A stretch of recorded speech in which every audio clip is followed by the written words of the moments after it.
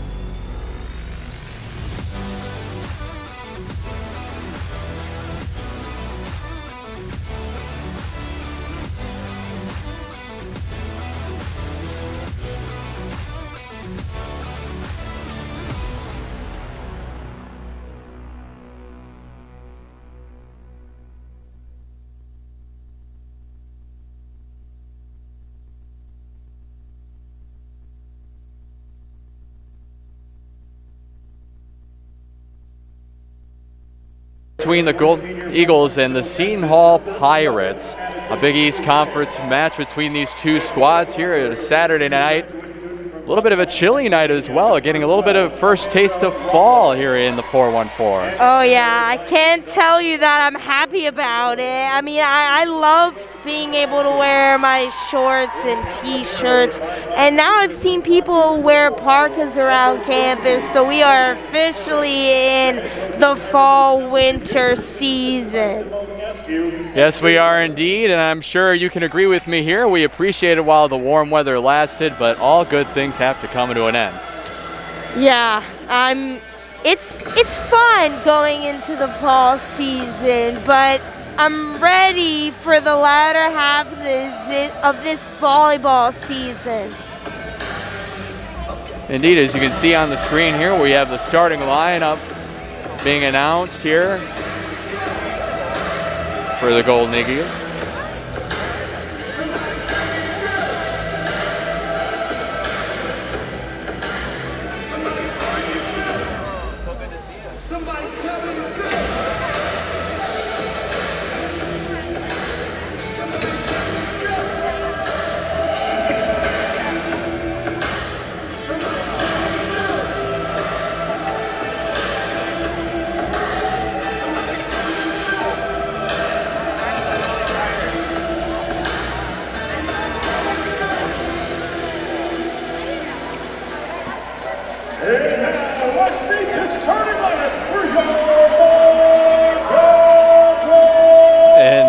Now we're going to take a look at the starting lineup for Marquette.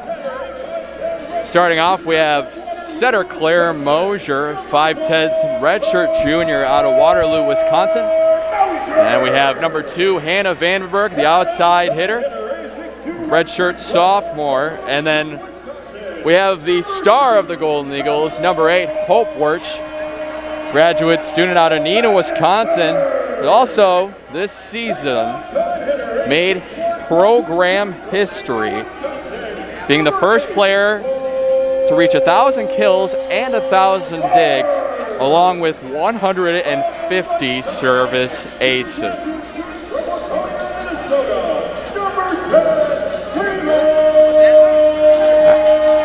Now looking at the remaining 4 here, we have right side / setter, 6'2" graduate student, number 10, Taylor Wolf. Then we have number 12, Carson Murray, middle blocker, 6'4", redshirt freshman out of Lee's-Summit, Missouri. And then we have Carly Scrawback, the defensive specialist, 5'6", redshirt sophomore out of Franklin, Tennessee. And then number 16, number 16, Savannah Rennie, middle blocker, 6'2", graduate student out of San Diego, California. Yeah, we got a good starting lineup for the Gold Eagles. You already mentioned Hope Wirch, but Taylor Wolf is coming off a Big East Offensive Player of the Week. Last night against St. John's, she had a team-high 14 kills, so trying to build off that coming into tonight. And Marquette certainly has a lot of star power all around. And they also have depth, too, off the bench, and that's just what makes this Golden Eagles team dangerous on any given day or night. Yeah, Coach Tice has really emphasized that he likes to keep his starting rotation at fresh legs, and that is where he goes to the depth of the bench, and that's how they remain so strong. And you look at the Seton Hall Pirates, who last year had 2 first-year players who earned Big East Freshman of the Year honors. Or Big East Freshman, all Big East Freshman team, rather.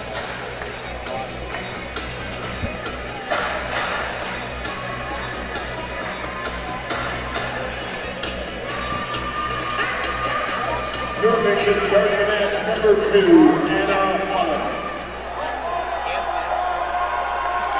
And now we're underway here. Anna Holland takes the serve for the Pirates.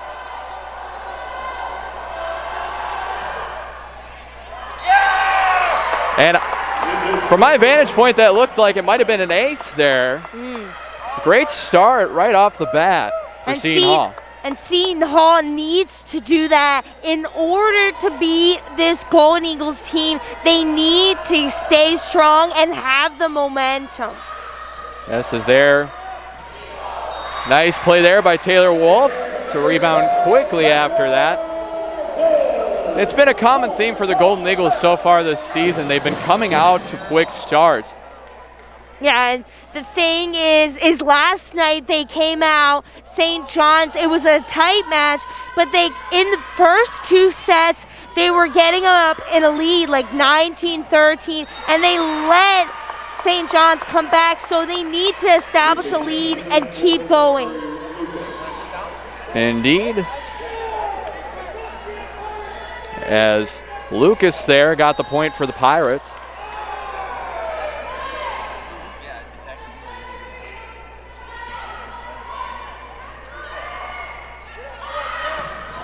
Taylor Wolf again for the Golden Eagles. You'll be hearing her name a lot tonight for sure, along with Hope Wirch. Oh yeah, her and Hope Wirch really taking advantage of the extra year due to COVID-19, and that has really helped the Golden Eagles and their younger players. And just hitting that service, Carly Scrawback, who's helped fill in here for the Golden Eagles when Katie Shesso was out for a brief time, as the Pirates battle back here. And a nice block there by the Golden Eagles, but it'll ultimately be Seton Hall's point. Yeah, Seton Hall is keeping it up, and they're setting the tempo early. People probably coming in and think Marquette could run out the door this one, but Seton Hall is really standing strong at this beginning. And it's definitely important never to get complacent or take your foot off the gas. Definitely some big things for the Golden Eagles going forward. Pirates serve it over. Vandenberg. Scrawback gets it back. Mosier sets it up for Vandenberg, who tries again, but another block there by the Pirates. And Rennie now gets the point for the Golden Eagles, and we're all tied up at 3. That front line by Seton Hall was just not having it, and that's going to be the story tonight for the Golden Eagles. They need to stand strong, but on the other end, Seton Hall needs to attack the front line of the Golden Eagles because they're just so talented. There's a serve there that goes out of bounds. Service error for Taylor Wolf, her first on the match. And now serving for the Pirates is Madeline Matheny, sophomore out of Wilmington, Delaware. Which sets up Savannah Rennie perfectly. What a play there by the Golden Eagles. Savannah Rennie, no mercy on that one, and that's what she's been doing. Is she just get up there and she means well when she slams it down for the kills. Here's Katie Shesso now. Serves it over. The Pirates get it back.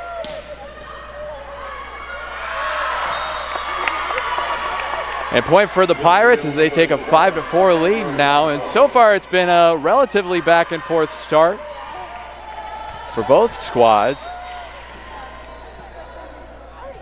Pirates serve it over once again. Scrawback takes it. And Rennie tips it over in just the right spot. Make it Golden Eagles point. Savannah Rennie is also going to be someone we're going to hear a lot tonight. She's just such a force to be reckoned with for this Golden Eagles team. Pirates get it and get the point right back as both teams are kind of struggling to find that momentum early on. A lot of back and forth. And something that we may not have expected going into this match. And it might also be the fatigue for the Golden Eagles. They just played yesterday, but so did Seton Hall. So it's just about who's coming out with fresher legs and more stamina. Rennie tips it over. Pirates get the point there. A nice little tip there by Piri Lucas, outside hitter from Chicago, Illinois. Now serving for the Pirates, Taylor Jakubowski, who is one of the better players on the Seton Hall squad. Was a 2020 Big East all-freshman team. Marquette gets the point there to make it a 7-6 game Seton Hall lead. And it's different tonight than it was yesterday. St. John's didn't have a lead over the Golden Eagles until the first point of the third set. So the Golden Eagles are playing behind right now, and that may or may not be a good thing. And there, Carson Murray got the point for the Golden Eagles there. All tied up at 7. Claire Mosier now serving for Marquette. Seton Hall gets it, hits it out of bounds, and it'll be another point for the Golden Eagles. And you see right up there, Marquette has a slight advantage in hitting percentage, and that doesn't bode well for Seton Hall because they're an 0-9 when they have a lower hit percentage than their opponent. And now the Golden Eagles have responded with 3 points straight after trailing 70-6. And for the Pirates, this is something you don't want to happen, is for Marquette to go on a run because they have the star power to do it, as here's Mosier now. Pirates get it back, try to hit it over, but it goes in for Pirates point. Yeah, and Marquette's going a little run. Seton Hall wants to respond. They don't want Marquette to go in 6-0, 7-8-0 run and be totally out of this one because they can't play from behind against a team like the Golden Eagles. And a nice save there by Jakubowski for the Pirates. Marquette tries to hit it over Hope Wirch and secures another point yet again for Marquette.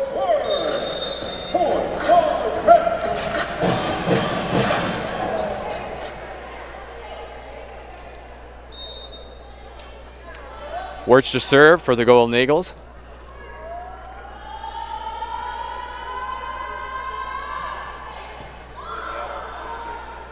Pirates get it back here, try to tip it over and successfully do.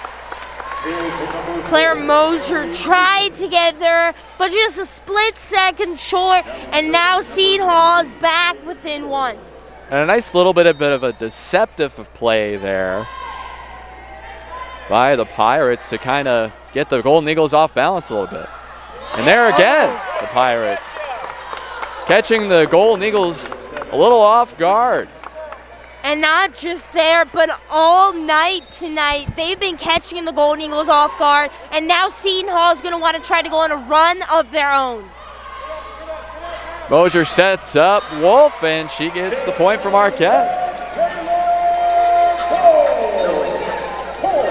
Taylor Wolf doesn't want her team to fall far behind, so she's doing everything in her power to keep them in this game and even run away with this in the latter part of this set. Scrawbeck serves it over. The Pirates hit it the other way, and now Scrawbeck gets it again. And there's Vandenberg who slaps it over. Mosier to Rennie. And that'll be Seton Hall's point as it goes out of bounds.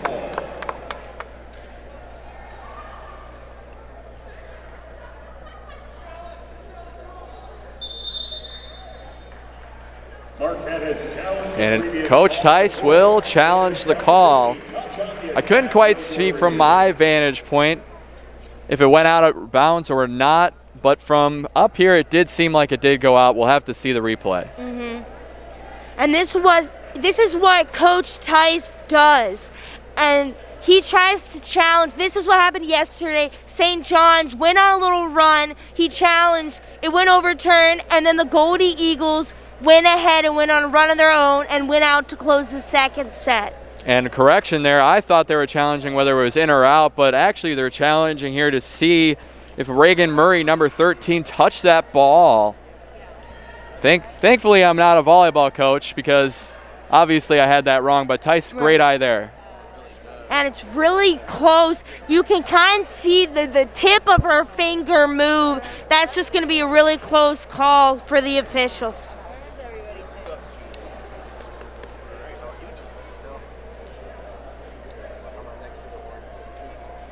And so far we've seen from the Seton Hall team, and Tice said it the other day to us when we were listening in on that little meeting on Friday afternoon.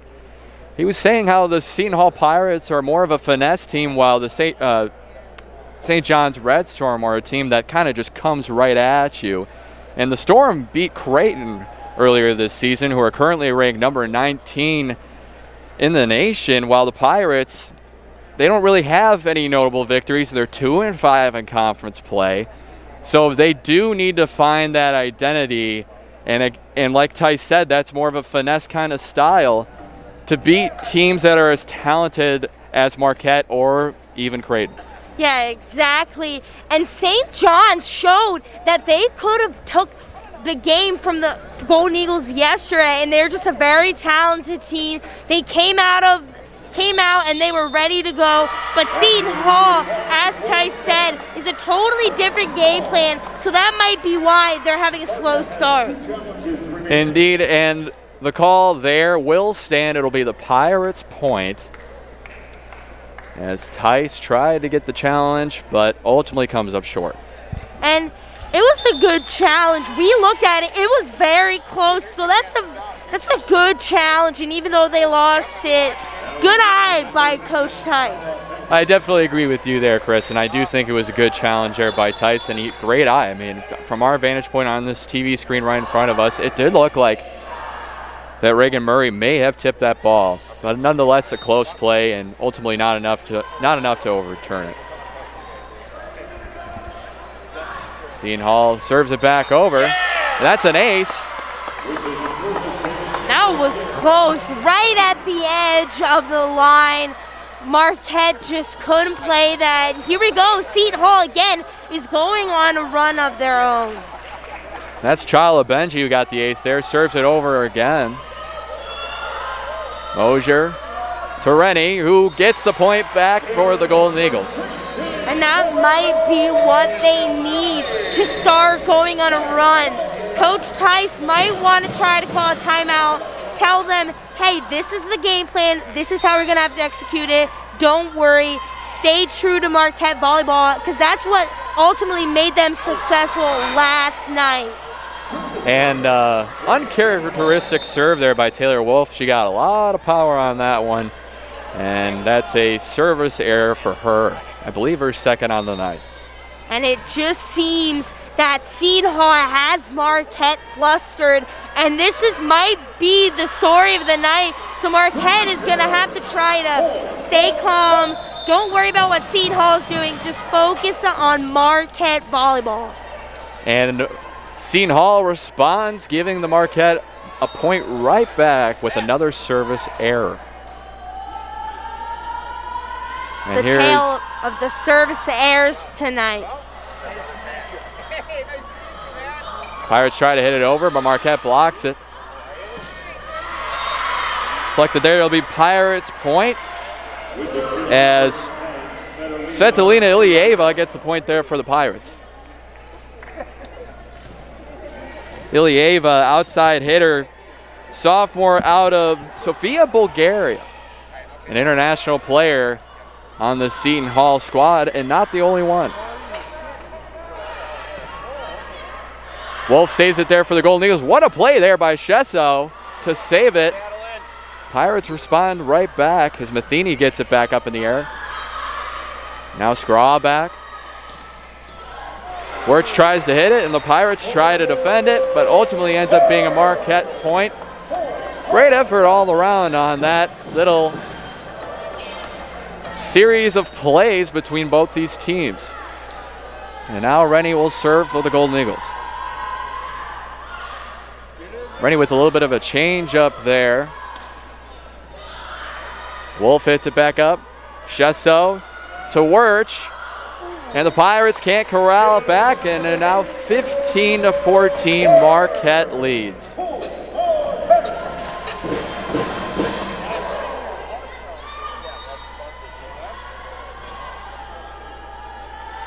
Rennie serving once again. And what a play there by Emily Turner, the right side senior out of Kaysville, Utah. Tallest on the team at 6'4". She's also one of the veteran leaders on the Pirates squad.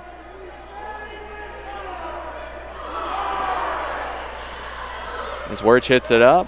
Hands it to Carson Murray. Save there by Reagan Murray. Gesso, Wolf, and now Rennie, and can't get it back in time, and that'll be the Pirates' point. With the ball, Bruce Eliango.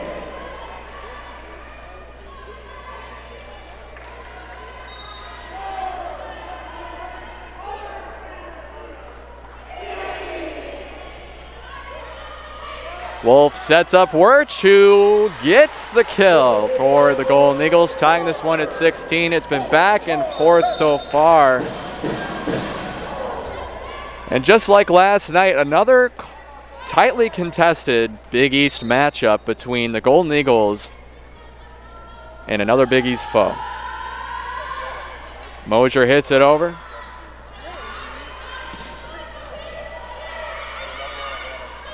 Mosier to Wolf. That'll be point for Seton Hall.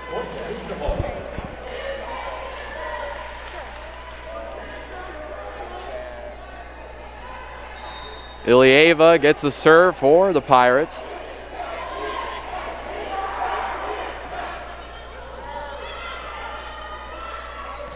Wolf hits it over. Murray gets it for the Pirates. Nice little deceptive play. Speaking of finesse, there it is once again from the Pirates.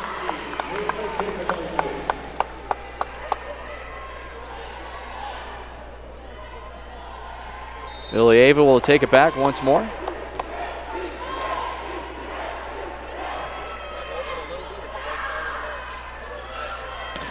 Wirch with the kill.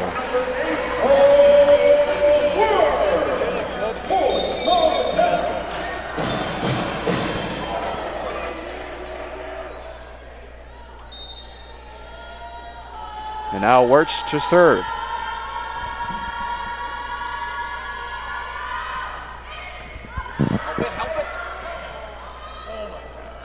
Lucas tries to save that one, Murray, but ends up being point for Marquette. Yeah, this is where Marquette is going to have to be perfect, because it is 18-18 and they're going to have to keep going, and they're going to have to go off of this adrenaline and this momentum, because Seton Hall is creeping in there right there, and if they go down one, Seton Hall might have the momentum to run away with this. Oh, and an ace there for Hope Wirch. And these are the little things that Marquette needs. Just service aces, getting kills, and just getting Seton Hall off of their game, because Seton Hall right now is getting Marquette off of their game. And I bet Coach Tice in the huddle is like, we need to slow down, we need to calm down, and we need to play Marquette volleyball, because whatever Seton Hall is doing and has prepared is working. And you look on paper, these two rosters side by side, it's pretty clear, and I think it's a safe thing to say that Marquette's got the better team on paper. But at any given point on any given night in a Big East match, anything can happen, and we're seeing it here right now, and we saw it last night as well. Yeah. I would say those games were those sets rather were pretty close between the Red Storm and the Golden Eagles. Exactly. And we're seeing it here again. Exactly, and this is what happens. No matter the game, no matter the team, no matter the sport, anyone can win on any given day, and this is why it's so important to don't overlook a team just because of the record on paper. You need to try and stay your game, play your game your way, no matter who you're playing. And now we're going to send it over to our sideline reporter, Ava Mares, with a little bit of an update for us.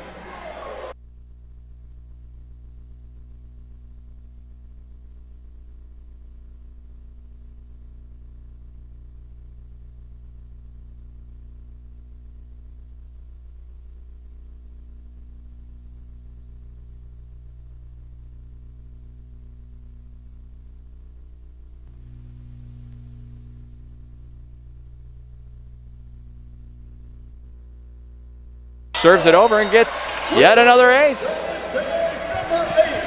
Great way to come out of a timeout there for the Golden Eagles. Yeah, it's either going to be Hope Wirtz or Taylor Wolf. One of the veterans, they're going to need to take charge because this is a young team and they're going to need to stay composed and they know how to handle this kind of pressure. Pirates trailing by 2. 2018 Marquette. As Vandenberg hits that one over and Marquette takes the point. And now Marquette is pulling the gas on.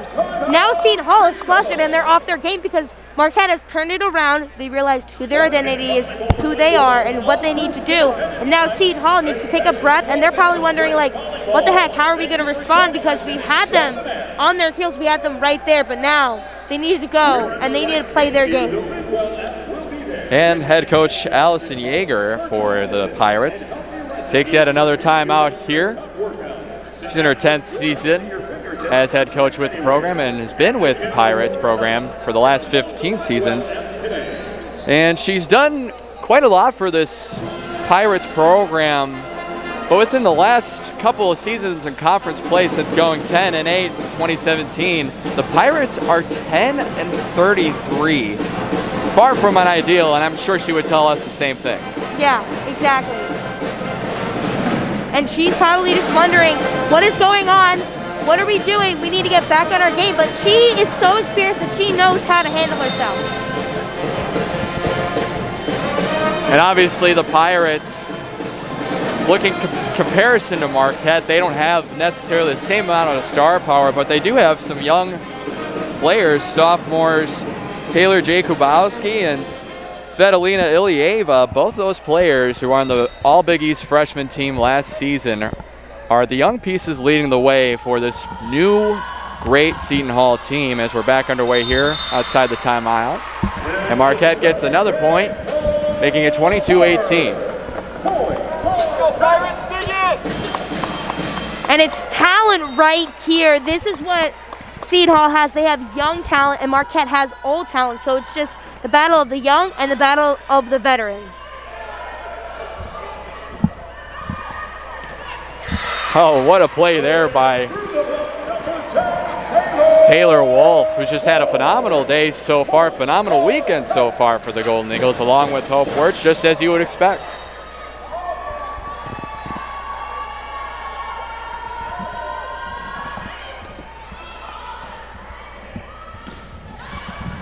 Wirtz hits it back up in the air as Mosier sets her up. Wirtz, saved there by the Pirates. Murray hits it back up. And a nice block there by the Golden Eagles, making it match point. And this is what Marquette needed. They needed to go on a run. It was 18-18, and they've gone on a 6-0 run, and this is where they can close it out and finish up this set because it hasn't been the best for Marquette. And the Pirates respond right back. Desperation mode right now, trying to salvage this first set. And you kind of see this with the Marquette team. They have set point, and then they let the other team creep in, and it gets a little too close because yesterday they had set point a couple of times, and they only ended up winning 25-23 for 2 sets for St. John's. And Seton Hall once again gets another, making it a 24-20 game so far here in the first set. And this is the thing that the Golden Eagles have struggled with is pressure, closing out sets and closing out matches. So they need to be better in that aspect and need to close it out when they have a chance. Scrawback keeps it alive there for the Golden Eagles. Murray hits it over. Reagan for Seton Hall. Svetlana Ilieva hits it. There it is. Pirates get another point. The Pirates are creeping back. They're not letting up. They were on...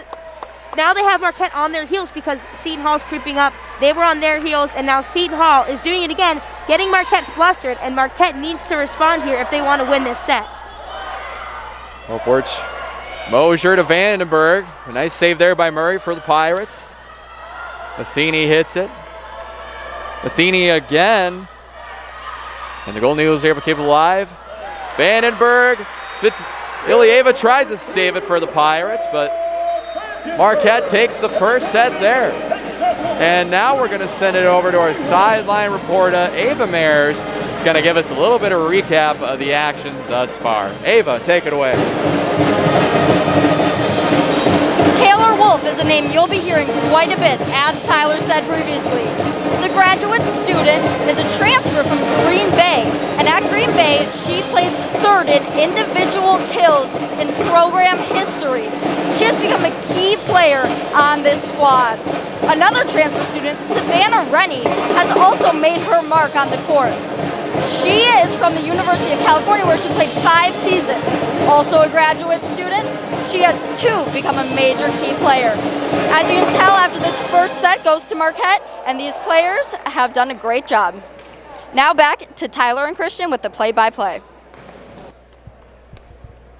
Thank you, Ava, for that great report right there. And Kristen, as we take a little bit of a break here in between sets, what have you seen so far from both squads? What have the Golden Eagles done right, and what has Seton Hall not necessarily done so great so far?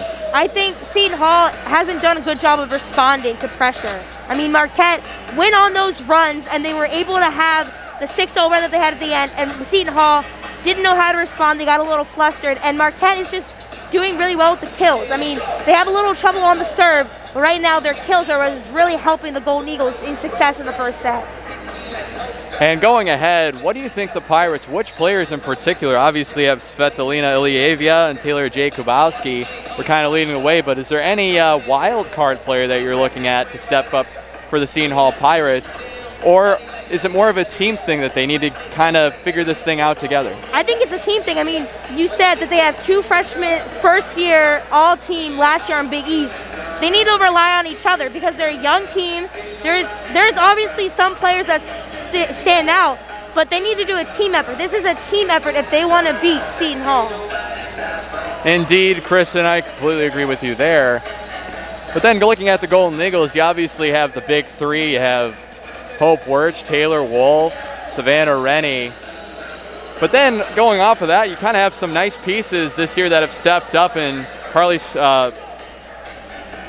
Skrawback, Carson Murray, along with many others. The list just keeps going on and on for Tice's team.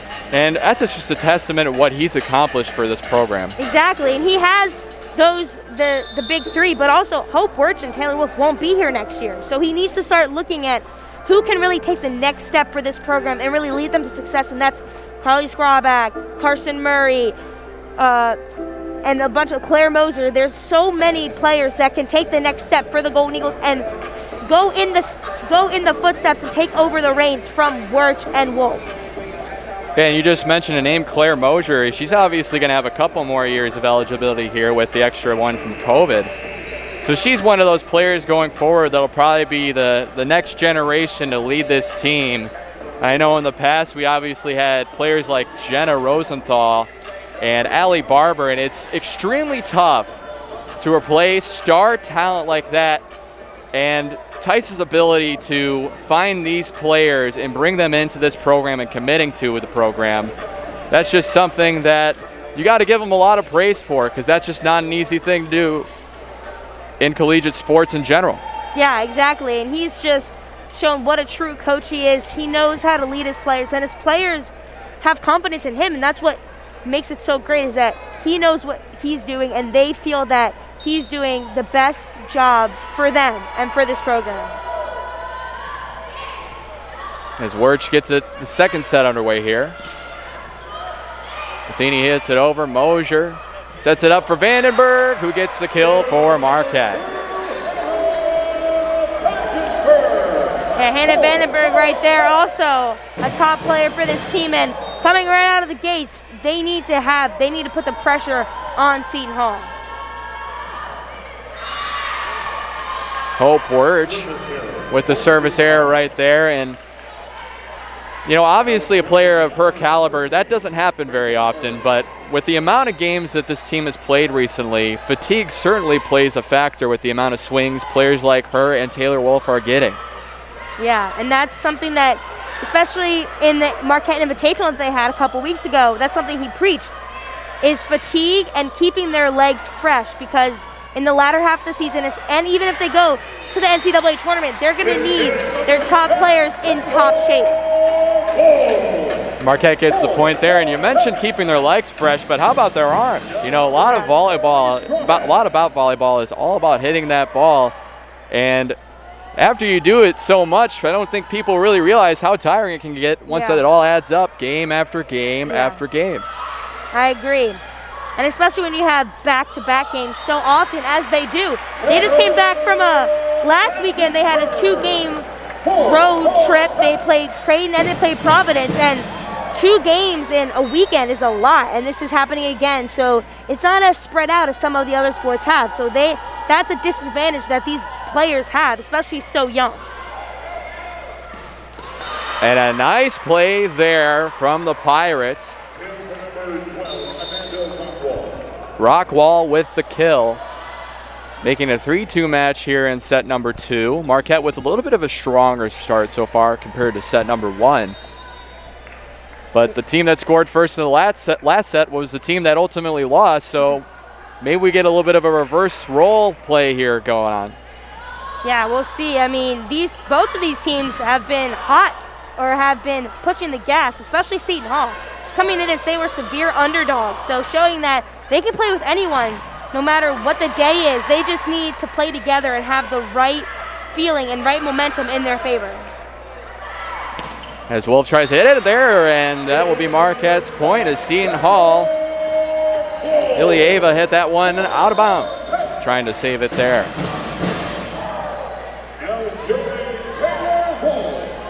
Taylor Wolf will get the serve.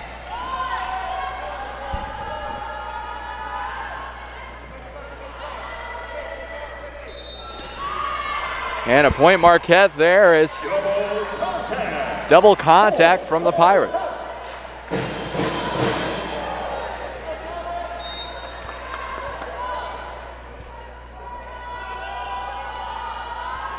Wolf again with a little bit of a change up there after earlier rocketing a serve, but the Pirates get the point. Emily Turner with the point there with the kill. And last season she played in all 44 sets and ranked 3rd on the team with 98 kills. Yeah, and even yesterday when they got swept by DePaul, she had 10 kills. So Turner is doing a very good job contributing to this Pirates team. And there's Hannah Vandenberg again, who's having a pretty solid game thus far.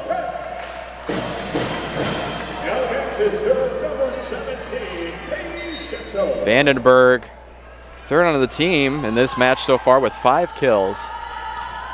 As Shesso serves it over for the Golden Eagles.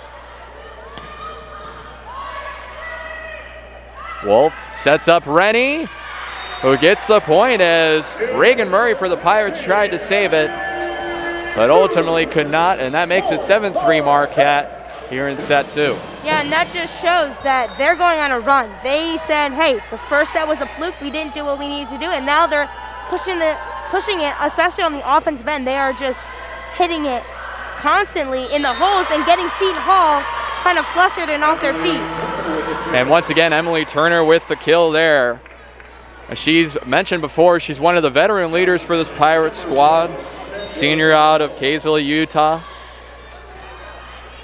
Has 46 kills on the season so far, as there's Rennie hits it over. And just like that, Marquette gets the point back.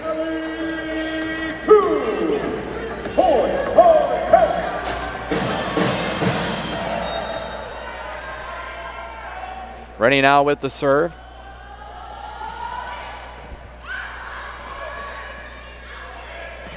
Ilyeva hits it, and it'll be the Pirates' point.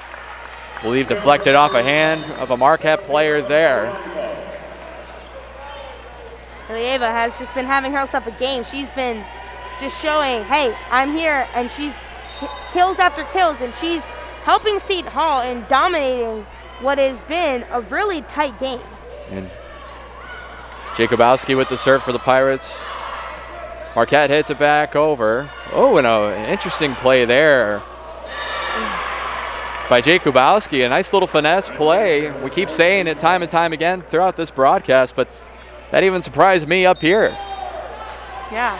And Carson Murray didn't know what to do right there, met at the net, and there he goes again.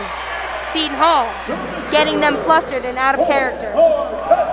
You just saw there Jacobowski with the service error, and as a younger player on this team, having a big play like that, it's important to channel energy as well, and sometimes you get a little bit too excited, and that might have been why she had that service error right there. Exactly. Hey, we're in it. This is a good game, and sometimes those serves just you get a little carried away, and you aren't true to yourself. Marquette gets the point, making it a 10-6 match here in set number 2. And Mosier will serve for the Golden Eagles.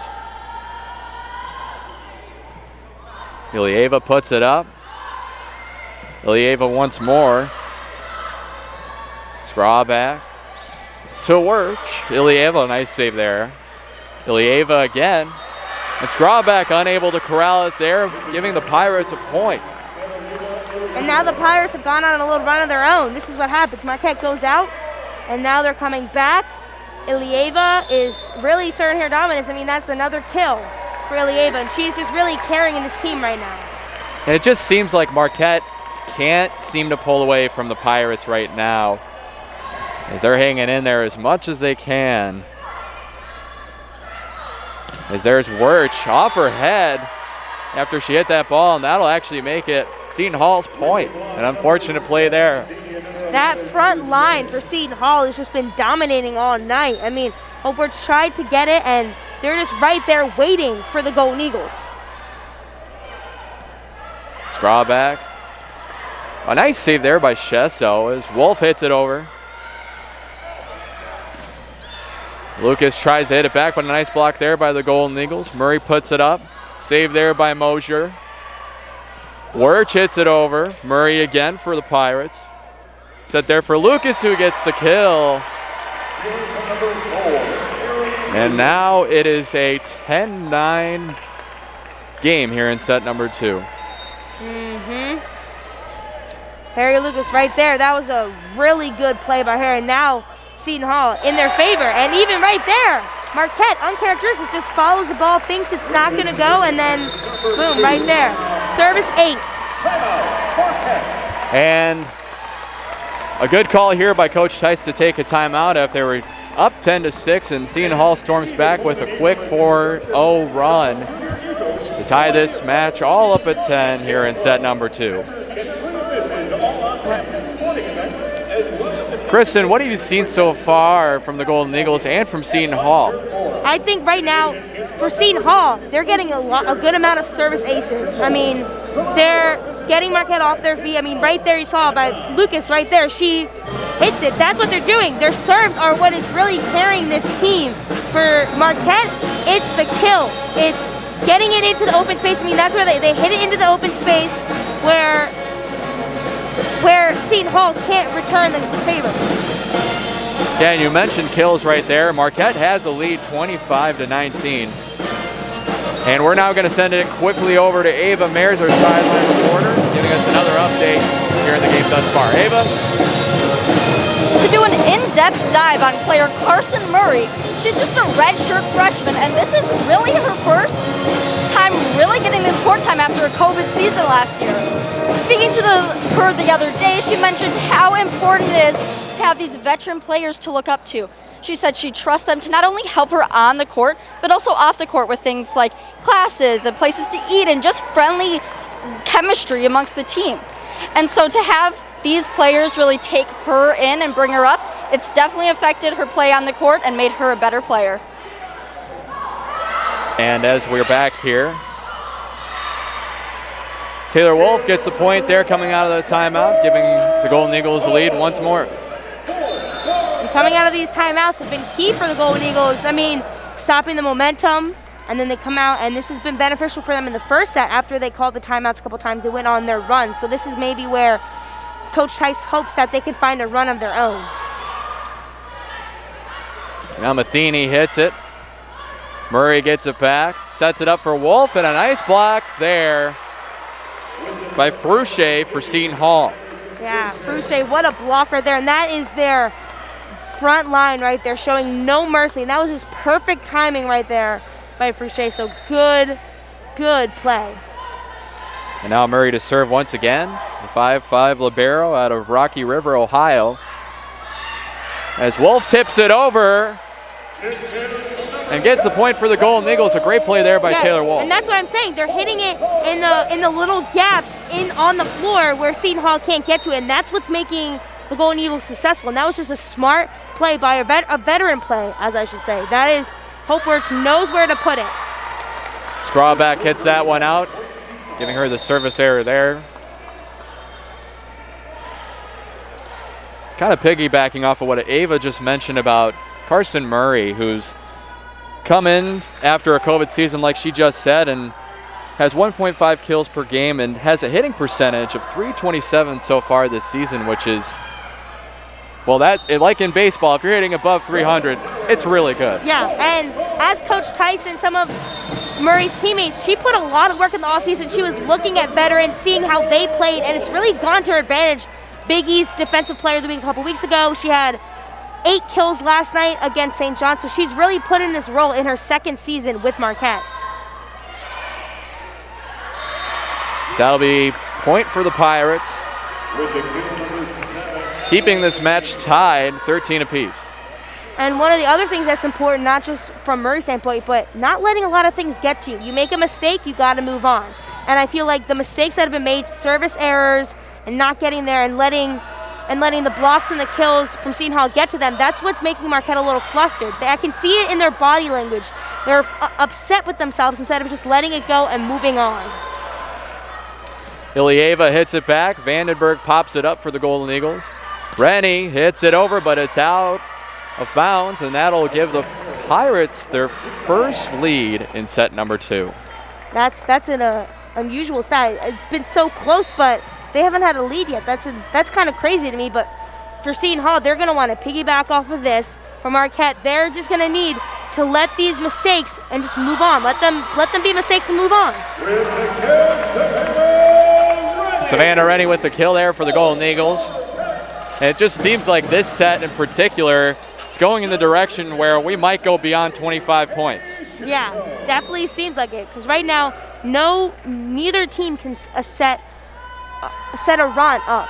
They're going back and forth. I mean, Marquette had a 7-3 lead, and then they let Seton Hall come back into it. So it's going to be the tale of who can get +2 points first.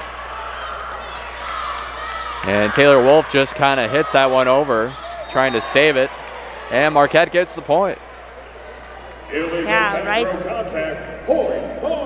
Illegal contact there from the Pirates. Megan Lund looks like she got her hand maybe stuck in there, bent back, so she looks like a little injured right there, but I think she's going to play it off, but right there at the net, you see it. Her hand might have gone backwards, and that's kind of what happens when you go up for there. Your hands, your fingers can just bend back like that and dislocate or break. And you can see Coach Yeager kind of talking with her there to get her thoughts on the play that just happened, but something to keep an eye on. Chala Benji with her hand, and looked fine just there. And there you go, gets the point, sets it up for the Pirates there to tie this match again in set number 2. And now we're at 15 apiece. Yeah, right there. That's what happens. You try to get above 2, and then you get flustered. And this is going to be the tale of, yes, like I said before, who can get either to 25 or +2 points first. And double contact there for the Golden Eagles, giving the point to the Pirates.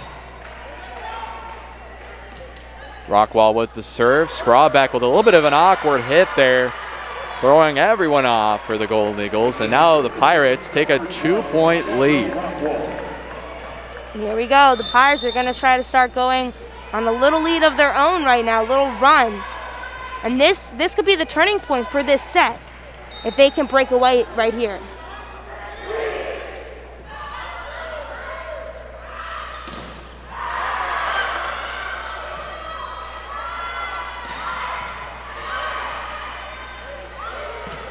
Ilieva hits it there, tipped over by the Pirates.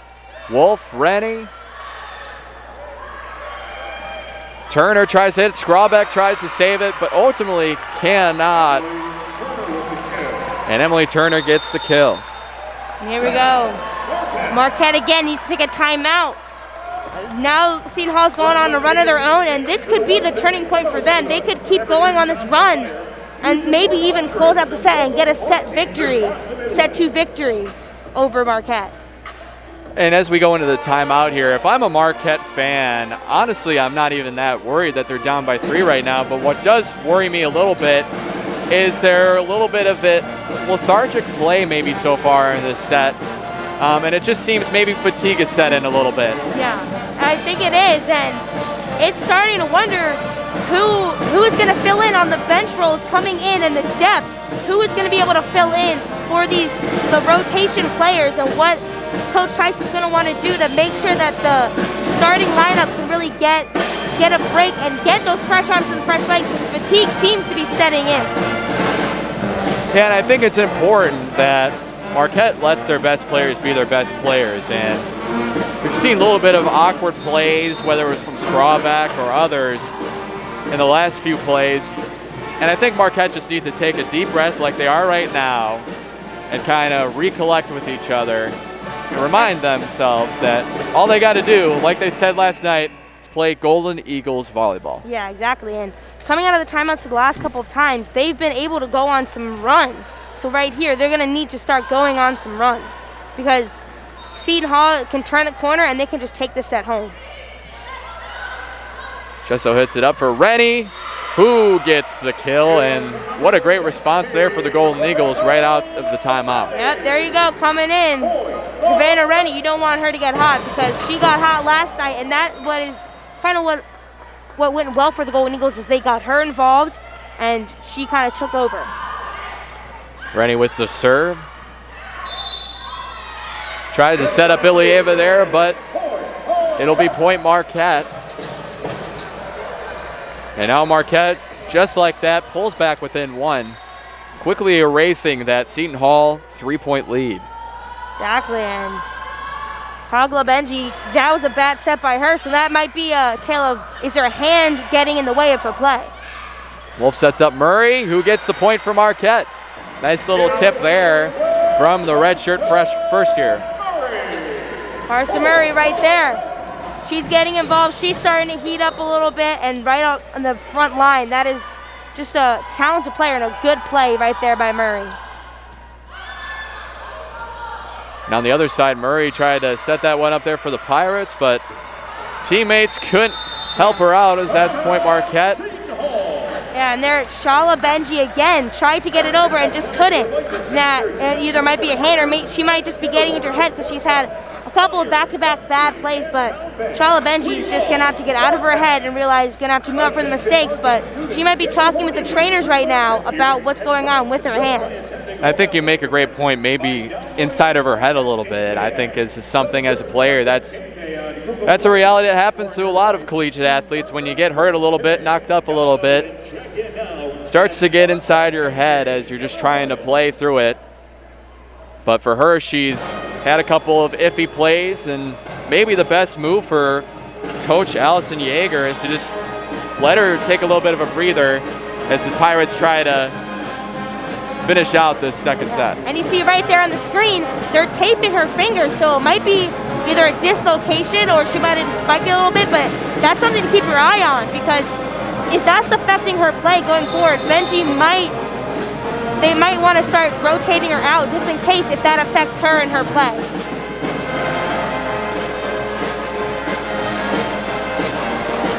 And a quick update if you're just tuning in, the Marquette Golden Eagles took set number 1, 25-21, and we're currently here in set number 2 in a tight battle between the Pirates and the Golden Eagles, as Marquette currently leads 19-18. And that timeout, again, that might have been what seals the deal. Whenever they go into a timeout, they can take a deep breath, and they come out firing. So here again, watch out to see, because again, if Marquette can really turn the corner in this one, they can really close this set out.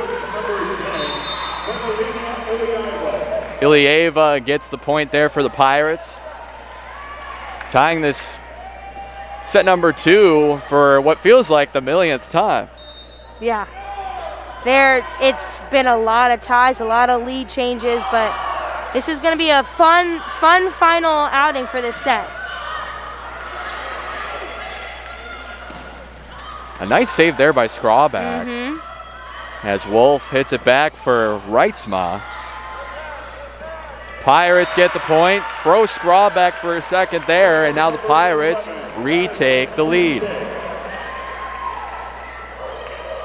Yeah, Frouchet right there. That's her second kill. And she's going to get into it. She might start heating up, but these young Pirates players, they're getting into it. They are challenging a net violation. We'll go to review. And Tice will challenge his second of tonight. That's his second challenge. He was unsuccessful on the first one. If he wants to be successful on the second one, and that could be a big turning point because that would put Marquette in front. I'm trying to see exactly what he's challenging.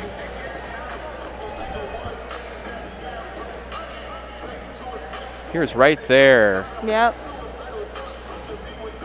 This is so close. You can kind of see the net moving a little bit right there. But again, like the last challenge, it's just so close to figure out. Trying to see if she hit the net, maybe. Yeah. Something illegal, some kind of illegal contact, it appears. Right there at the end, like the bottom of the net, see something's moving. That's probably what they're looking at. And once again, credit to Coach Tice, an incredible eye. There's a lot going on in these matches, these volleyball games, and it's hard to pick up these very subtle things that the casual fan and even us might not exactly pick up on. Yeah, exactly. And this is also smart because it's another timeout for them. They could talk some things over. You see them both teams talking in the huddle, and Shala Benji again we're seeing it again. She's getting her hand looked at, and they're even doing some tests to see. So that could be something to keep your eye on because she's been a force to be reckoned with. And if they lose Benji, that might not bode well for the Seton Hall Pirates.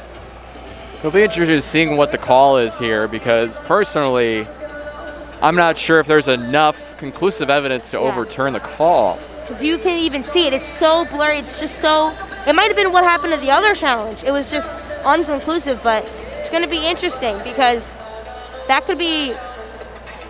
It's just so close. You can't even tell. And also, there's certainly some limitations here. Obviously, in Division I collegiate volleyball, there aren't a million cameras in the McGuire Center right now, so some angles you can't exactly get. But the call stands once again, and that'll be the second challenge that comes up short for Coach Tice. And Seton Hall retains its 20-19 lead. And that was, even though it was unsuccessful, good eye, and that could have been, it's just good leadership right there. You know, take a chance, because you never know if you don't challenge it. Ilieva hits it over. Shesso puts it up. Wolf to Reitzma. And now Lucas hits it back as Skrawback tries to set up Reitzma once more. Didn't get a lot on that one. The Pirates will try to push it over. Lucas once again. Wolf sets up Wirch, but she tried to tip it over. Not quite that time. Skrawback once more to Wirch. And point for the Golden Eagles. Yeah, you had Lucas and you had Frouchet up there trying to block it, but it just goes the Golden Eagles' way. That was a good play by the front line of Seton Hall, but the Golden Eagles get the best of this, and we're tied once again, which seems to be a frequent thing in this set. And now Claire Mosier will take the serve from Marquette. Matheny hits it up. Ilieva, nice save there. Lucas. And the Pirates. Couple of nice plays there to earn that point, retaking the lead. That was a good, you had Taylor Wolf and you had Carson Murray right at the top. They blocked it, and then there was a good save right there by Seton Hall. And Frouchet finishes off with the kill, and here we go again. Ilieva here to serve, but Seton Hall is starting to turn the corner, starting to get closer here. A little bit want to finish the set out. They don't want to have the chance to get swept. And Lucas hits it back for the Pirates. Tries to set up Matheny, but a nice block there for the Golden Eagles, but ultimately ends up being the Pirates' point, and now they take a 2-point lead. It's interesting to see. You see Seton Hall got swept yesterday. They don't want to get swept today. They're 4-6 after coming off a loss. So they're usually not the best after a loss, but right here they're showing that they're challenging one of the top teams in the Big East right now. That one's hit out, and that'll be a point for the Golden Eagles. Attack error for the Pirates.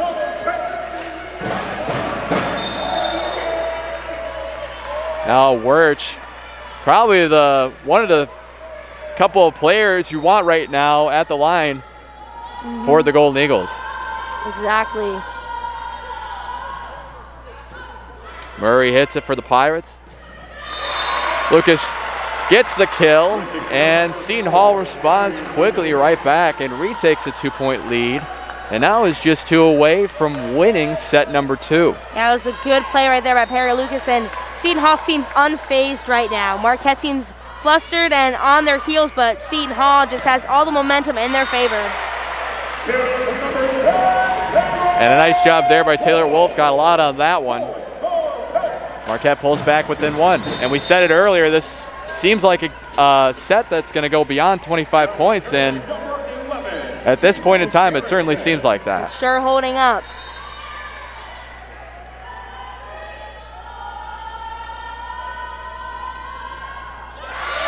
And Jada Garrison with the serve there for the Golden Eagles. And right out of the gate gets a service error. Yeah, she's Jaden Garrison, first year. That might have been a little bit young player jitters. I mean, you have the set kind of on the line right now, and she just doesn't get to hit it over. That might be jitters. She might have too much on her plate, but that was a good try right there by the first year. Certainly not an easy thing to do in a tight set like this. Just come in and serve under a lot of pressure. I agree, and especially for a young player like Garrison. I mean, anyone, it could be a lot of pressure, but knowing that she hasn't really had these many opportunities to be in such a close game. Now Benji with the serve for the Pirates. Put up in the air by Vandenberg. Mosier to Vandenberg once more. Vandenberg saves it. And the Pirates get the point and take set number 2. Wow. What a surprise right there. We're now even, and this is uncharacteristic right now for the Golden Eagles. But good job by Seton Hall being unfazed and just playing to their levels and playing the Seton Hall way. Marquette doesn't seem like they're sticking to the game plan. It doesn't seem like they're cool and collected. They need to attack more and take this as it was a bad set. We need to move on, and we need to really go in on the third set to get that 2-1 set advantage. And coming into tonight's match, you could argue that Seton Hall is not necessarily as strong of a team as the Red Storm. So you have to wonder what's going wrong here for the Golden Eagles, especially here in set number 2.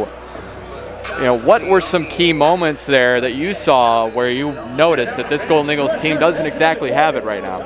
Those service errors by Marquette, they really crept up, and they can't really respond right now. And Seton Hall, they get those kills, they get it in areas where Marquette isn't. They have the holes, and sometimes they get Marquette off their heels. They've gotten aces, and Marquette has service errors, and they let those problems get to them.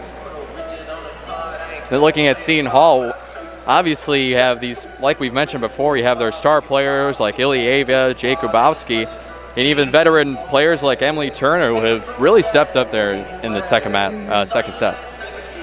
Perry Lucas also did a very good job in that second set. Really, for the Pirates, I mean, she had a couple of late set kills that really solidified the second set victory for the Pirates. 5, 4, 3, 2. And touch on it briefly earlier, but Jaeger's squad, the last couple of seasons, actually last few seasons that she's led this Pirates team, they've gone 10-33 in Big East Conference play after going 10-8 in 2017. So you got to wonder, what's the Pirates' identity? What are they trying to do here? Because what they've been doing the last few years hasn't necessarily been working. But right now, you look at their roster, and they have these young players that are coming up and becoming stars in the making. like Ilyeva and Jacobowski. Yeah, as you said, what is their identity? And you said it in the beginning. It's finesse. They need to be finesse team. They don't need to be the flashy team. They just creep up. And what they're doing right now is they're showing truly that they can play with any team. And their identity right now is just to finish. They need to be able to finish a set, and that's what they did. They need to be able to keep the pressure on. And this is what they've been doing in this second set. And throughout this season for the Golden Eagles, they have had some key games against some really, really strong teams. And you look at their match against number 5 Kentucky, number 3 Wisconsin in particular, both of those. Then obviously at number 19 Creighton the other weekend. You know, what have you seen in some of those games? I was here covering the Wisconsin match on the producer side of things, but what have you seen for the Golden Eagles, and how can they get to that level of becoming a top 25 team? I think right now what they've said in the past, when I've also been producing, I was producing their Kentucky game, their UConn game. They really need to have a crisp offensive defensive game. Yesterday was not the best offensive defensive game, and they're inconsistent. They need to be consistent within the sets. I mean, they go out lead, they have a good lead, and then they let the other team creep in. They let the pressure get to them, and they haven't been able to have a total team game yet that really solidifies why this should be the top 25 team, because they played Creighton, they played Kentucky, and they played Wisconsin, all ranked teams, and they've either gotten swept or lost in 4 sets. So they haven't shown that they can play with those top teams just yet. And talking about that Creighton match, Tice said that game taught this Marquette team that they need to get better on the defensive side of things. And you're seeing it right now in this game, obviously surrendering 21 points in the first set and 25 in the second, ultimately losing. And then last night they gave up, 22, 23, 23 again. So being here the last couple of years, covering all Marquette sports and seeing this volleyball team transition through the seasons, one thing that they have done in the past is they've held their opponents to very few points, and that's how they've been successful. And I think they kind of have to find that identity once again. Yeah, exactly, as you said. And last year, for the first time in 11 years, they didn't go to the NCAA tournament. And this year, they're trying to get back to that. But right now, I don't know if they could go up against some of the top teams, because as you said, they're giving up so many points in a set, and they don't really jump out the gates, and they don't really go after it. So they need to be able to maintain a lead and keep the opponents from scoring maybe less than 15 points a set if they really want to show that they can play with some of the top in the country.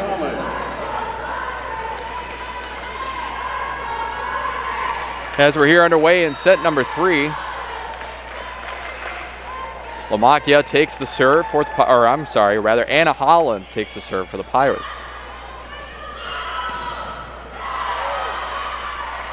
Murray puts it up.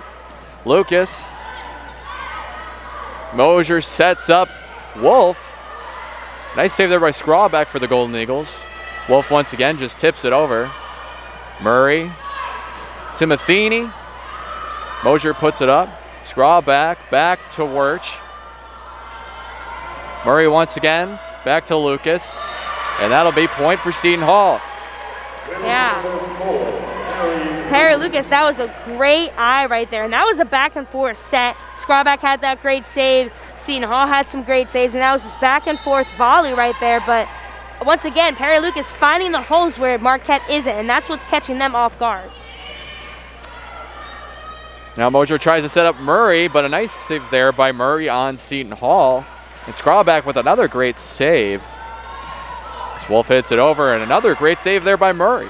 Yeah, Reagan Murray right now is putting it all on the line, and she's just playing great volleyball, going down to the ground to get those, which could have been a point for Marquette, and she's just going out and sacrificing herself to get that point. And Vandenberg tried to save that ball right there, but it ultimately went out of bounds, and thankfully she did not touch it. And Marquette gets its first point in set number 3. Now Wirch hits it back over. Matheny hits it back to Vandenberg. And Murray hits it up, and Murray to Murray, it seems like we're hearing a lot. Mosier sets up Wolf, who gets the point for the Golden Eagles. And now it's just too high. Murray tried to go for that, too high for her. But Taylor Wolf again, another night of double-digit kills. And right now she's at 10, and she's not going to stop. She's going to put this team on her back and say, hey, I'm a veteran. Let me lead. It's what I do best. Hit up in the air. Mosier sets it up for Skrawback. Puts it up for Wolf. Murray gets it back. Tipped over there by the Pirates. Now Vandenberg will hit it back over to Murray. And a nice kill there by Madison Frouchet for the Pirates. Madison Frouchet, 4 kills, and she's on the come up right now. She's making some noise. And this Seton Hall team, it seems like there's not just one player that can do it all. There's a couple of really key players from Marquette, but right now it seems like it's a team game for the Seton Hall Pirates. And Vandenberg gets the kill right there, giving Marquette a 3-2 lead. And if you believe in patterns, Seton Hall scored first in the first set, Marquette scored first in the second set, and the team that scored first ultimately lost. And Seton Hall did score first in this third set, so we'll see if that pattern holds up. Yeah, interesting trend right there. I don't know if it's that's a strange coincidence. Certainly a strange coincidence, and I'm just kind of having a little fun with it right here, as I did mention it in the last set.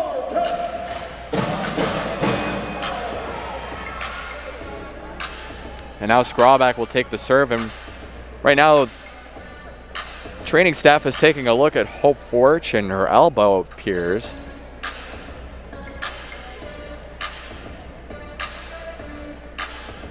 It looks like she's going to step off the court and get a second look.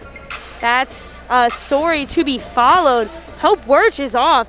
I don't know what Marquette could do. That's a really big loss right there. I mean, they have Taylor Wolf, they have Savannah Rennie, Hannah Vandenberg, Carson Murray, but Hope Warch is kind of at the forefront of this Marquette team. And we're kind of looking down here in the near the players' tunnel. It appears she's doing all right. I mean, she doesn't look like she's in a lot of pain. It looks like they're just trying to maybe help her fix a little boo-boo. Like Benji on the other side. She's on the sideline right now, but I wonder what the status is with her. But I didn't really see what happened to Hope Warch, but hopefully she's okay. She changed jerseys, and now she's wearing number 18. Maybe there was some blood or something. Perhaps. Interesting. 18 now. Thankfully, there's no one on the Golden Eagles that's 18, so that makes it a little easier. Kind of keeps it consistent with number 8 that she was wearing earlier. 8, but now it's 18, so. Definitely doesn't make it much easier for us up here in the booth. But nonetheless, we're back here underway as Skrawback takes the serve for the Golden Eagles. Nice save there by Wolf. As Vandenberg hits it back, Murray just kind of shoves it over. Good eye by Skrawback right there, watching the ball, making sure it doesn't hit inbounds, but actually out of bounds. So.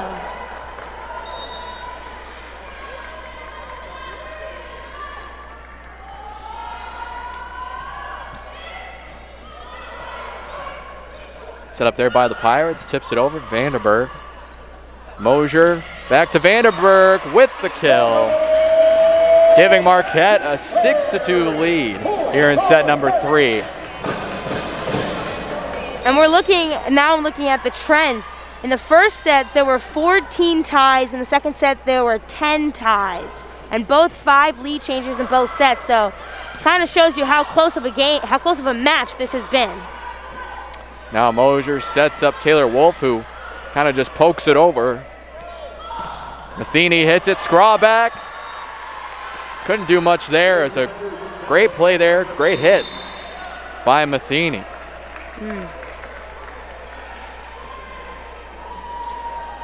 Now serving number 6, Chama Benke. And now we're going to send it over real quick to Ava Maris, our sideline reporter in tonight's broadcast. Ava.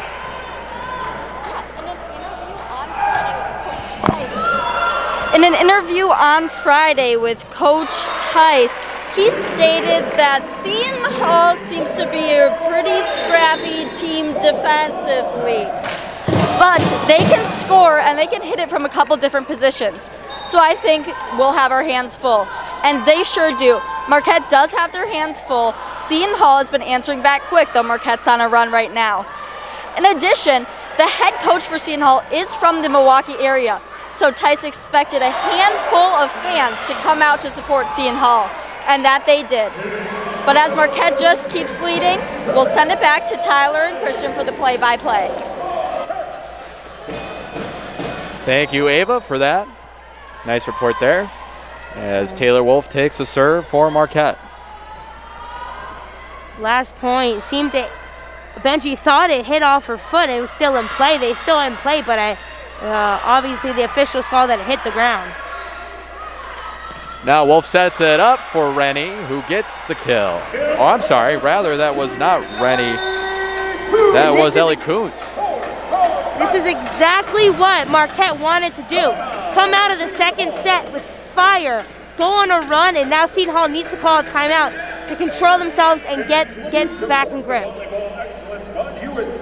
And Seton Hall will take a timeout as Marquette jumps out to its biggest lead we've seen in any set so far, 9-3, a 6-point advantage over the Pirates. What have you seen so far in this set? Marquette just seems cool and collected and confident. Seton Hall seems a little flustered. They might have had too much confidence going in. They beat Marquette in the second set. They're like, okay, we got this. But Marquette is just honing it in. I mean, Savannah Rennie has really, and Hannah Vandenberg have really been the two that have been getting the kills. I mean, Hannah Vandenberg has like 4 kills right now, and Savannah Rennie has like 2 or 3. So right now it's all about those two going in and showing no mercy. I definitely agree. I think Hannah Vandenberg's having one heck of a game here. Along with Taylor Wolf, like you just mentioned, she has 10 kills. Vandenberg has 9. Wirch has 8. Rennie has 8 as well. And before we head into the timeout, Ellie Kuntz, she has 3 for herself. A 9-3 lead here for Marquette as Taylor Wolf takes the serve for the Golden Eagles.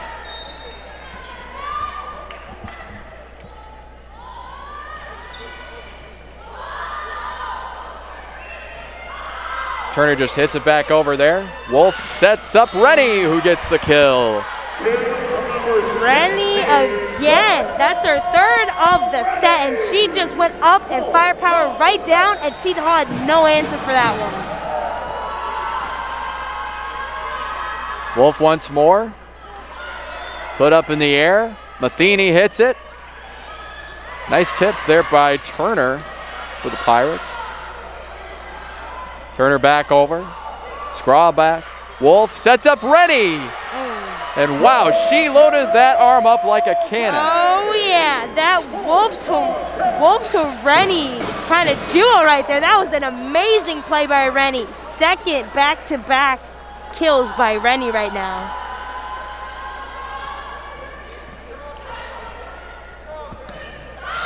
And Seton Hall responds, getting a kill right there. Rockwell with the kill, making it 11-4. Yeah, it seems like the case. Marquette goes on a little bit of run, and then Seton Hall has the response right in their back pocket. Scraw back. Wolf sets up Vandenberg, and she gets the point. Her 10th kill on the night. There she goes again. Hannah Vandenberg really making a name for herself in this set. And now Vandenberg, Taylor Wolf, and Savannah Rennie are all tied with 10 kills apiece so far in tonight's match. That's a big 3 right there. That's who you want leading the way. And the Pirates can't get to that one. Matheny tried to corral the ball before it went out of bounds, but now Marquette has a 13-4 lead. By far the most dominant set they've had so far tonight. Yes, I agree. And it's just catching Seton Hall catching Seton Hall right there. I mean, they probably came in thinking that, okay, this is a good game. This is a good match right now. We have them. And Seton Hall had the momentum going into the 3rd set, but maybe just a little too much momentum for the Pirates. And Emily Turner right there got the kill for the Pirates. Her 6th on the night. Sends it back over. Wolf sets up Kuntz. Wolf again. Back to Wirch, and it took me a second there to realize it was her. She's wearing another jersey, a new jersey. Oh, that's going to be a little bit difficult, but right there, Hope Wirch gets a nice setup and a nice kill right there.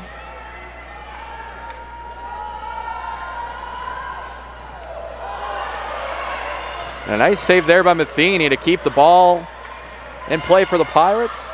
Wolf sets up Murray. Murray safe for the Pirates. Oh, what an acrobatic dive there by Katie Shesso. Good play by Katie Shesso. Nice tip there by Ellie Kuntz. Ultimately gets the point for Marquette. Katie Shesso sets that up right there. Saves the point and then they get it back. Good play by Katie Shesso. And that's a double-digit lead for the Golden Eagles. Heading into the second timeout taken by head coach Allison Yeager for the Pirates. Fury Yeager, what are you telling this Seton Hall Pirates squad right now in the huddle?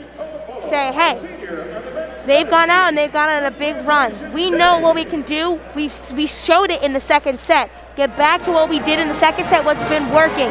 Communication is key. Getting those service aces and getting Marquette up on their heels again. Putting a little pressure, setting up for each other and being there for each other, playing as a team, doing a lot of assists because they need to get back into this. And right now, it's anyone's. I mean, obviously Marquette's been dominating, but Seton Hall has shown before that they can go on a run on their own and catch up to Marquette. And you know, you look at that scoreboard, and if you're a Seton Hall player, how do you take 15 to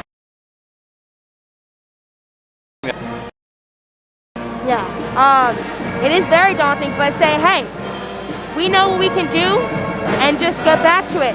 Get Ilyeva back in it, get Lucas back in it, and really get your key players back into the set and into the match. And key players that you look at to get back into this match for the Pirates are Ilyeva, Jay Kubowski. We've heard Rockwall, Turner. Ilyeva and Jay Kubowski have been very quiet in this set. As Kuntz tips it over there, Murray for the Pirates.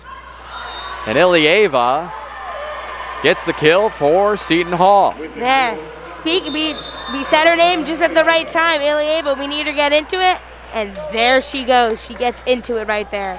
And also another player who's been having some good plays tonight is Murray for Seton Hall. I mean, she's just all over the place, saving some really good balls and just keeping the volley alive for Seton Hall. She's certainly been quarterbacking that back court for the Pirates tonight. And she hits it out of bounds right there.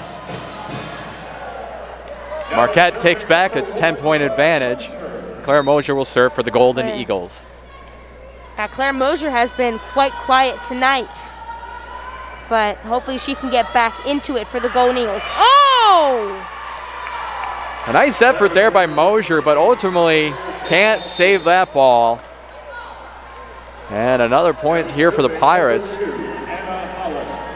Serving for Seton Hall is Anna Holland. Wow. Jakubowski, that was like a no-look hit right there, and she fooled the entire Golden Eagles lineup right there. That was a great play. She's certainly shown flashes of elite level play here in this match thus far. And now Lucas tries to hit it over and gets the point for the Seton Hall rather. Here they go. Get a little confidence into them, and they're right into it. I mean, it was 15-5, and now it's 16-8. So kind of showing that they're putting Marquette back on their heels. And there they are again. The Pirates inching closer and closer. Yeah, and you can see Murray right there was mad at herself because she knew that she had it and she just fell up short, and she knows that she can do better than that.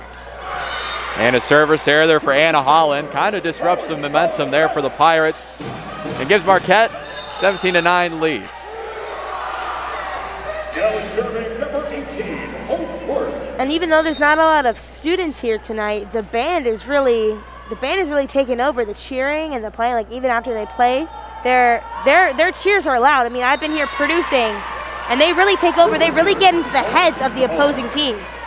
And we mentioned it in the beginning of the broadcast, but Marquette is donning its gold jerseys tonight in honor of Marquette University President Michael Lovell's battle with cancer.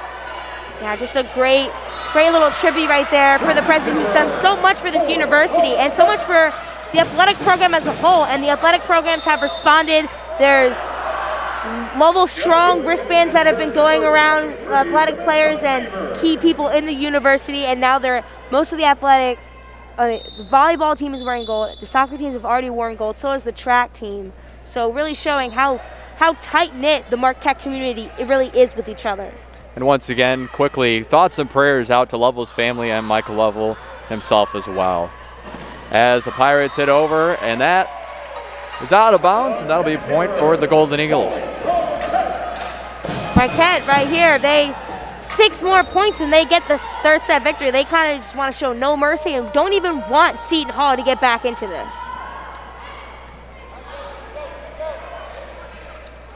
Oh, and it appeared there that Rockwall whiffed a little bit. And it's little plays like that that'll put you down 10 points like you see right now for the Pirates. Little mistakes will add up. And Rockwall right there is just kicking herself because she knows that she could have done a better attack right there, but just another error instead of a kill. And right there, Marquette, service error. On Carly Scrawback. That seems to be the case. There's service errors in the teams. They kind of get a little too either flustered or they have too much energy pent up and they just hit it long. Now that one is out. Back-to-back service errors. They just get in their heads. Too much energy pent up in there. That's a point right there you can't just give away. Yeah. Making yet another mistake for that Seton Hall side.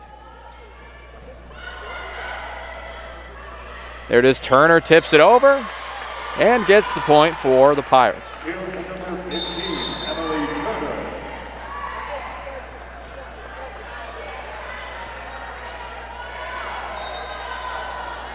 Turner tied with Lucas for 7 kills for the Pirates.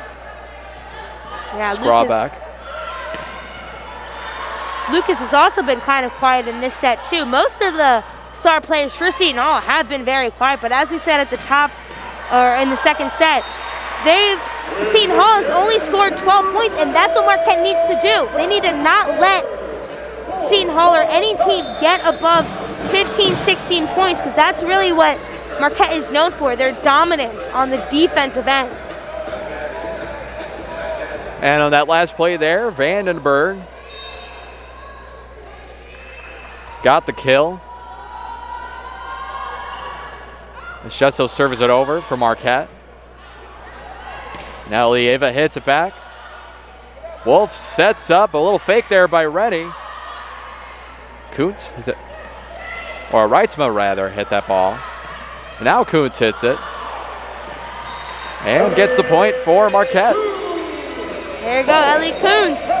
She's been kind of quiet, but she's been like kind of creeping up right there. I mean, that's her 6th kill of the night, and just good heads-up plays for her all night tonight. Chesso hits it again once more for the Golden Eagles, and there's yet another mistake by the Pirates. And now they have set point. Now set point indeed, and in the set, the Pirates have looked a little bit all over the place as Chesso tries to secure the victory here in set number 3 for the Golden Eagles. And right on cue, there she does it. 12 points. That's how many points they allowed. And that is Marquette Volleyball right there. That is their game plan. Execute and that's a total defensive set right there for the Golden Eagles. And that's what Coach Tice emphasized yesterday. He needs to have complete defensive sets. And now we're going to send it back to our sideline reporter, Ava Mayers, with a quick update of what's happened in the match thus far. Ava, tell us what you got. Now to take a deep dive into gold for Lovell, the McGuire Athletic Department 3 days ago released a statement that all players playing between October 14th and 17th will be wearing gold uniforms in competition to display of support for University President Dr. Michael Lovell and his family. Lovell announced in early September that he had been diagnosed with sarcoma, a rare form of cancer. And gold is the primary color utilized to raise awareness for the disease and to help promote a sense of community. And just like Christian said, that's exactly what Marquette is, a strong community backing President Lovell. The MU Vice President and Director of Athletics, Bill Scholl, said, "This wearing gold is simply another way to let he and his family know that they will have our support throughout the journey." Again, other teams wearing gold for Lovell include women's soccer, men's tennis, men's lacrosse, men's soccer, and men's and women's cross country. The gold for Lovell is more than just a color, as it represents all of Marquette backing this president and his fight against sarcoma. Thank you, Ava, for that. And as we go off of what you just said, obviously President Lovell is battling with sarcoma. It's not an easy thing, and we hope and wish all the best for him and his family. And with Marquette wearing gold here tonight, reminds me of last year when they did the same thing for Sarah Rose. Oh, that was just an amazing tribute, and even letting her go in and get a serve out. She wasn't able to play last year at all during her battle with cancer, and it's great to see that she's cancer-free, and just wishing the best for her and her family. But that was just a great tribute. The Marquette volleyball team stood behind Sarah Rose the entire season last year, and that just shows you that this Marquette volleyball team is more than just a team. It's a family, and it's a family forever. Marquette is a family indeed. That is certainly what is preached here at this university, and you see it across all aspects, whether it's the sports teams or the students that are in the classes, professors, and many others. We're all in the fight together with President Lovell.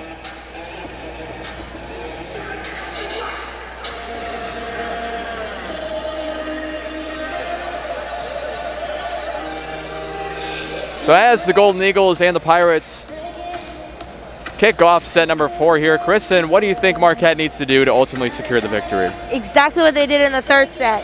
Get Seton Hall off their heels, get those kills. I mean, Hannah Vandenberg and Savannah Reddy started off back-to-back kills, and they worked together, and they had firepower plays. When Hannah Vandenberg and Savannah Reddy had those kills, they put all their force into those hits. They need to be sharp, especially when they're serving, because they had a few service errors, and that's just free points that you said that they gave up.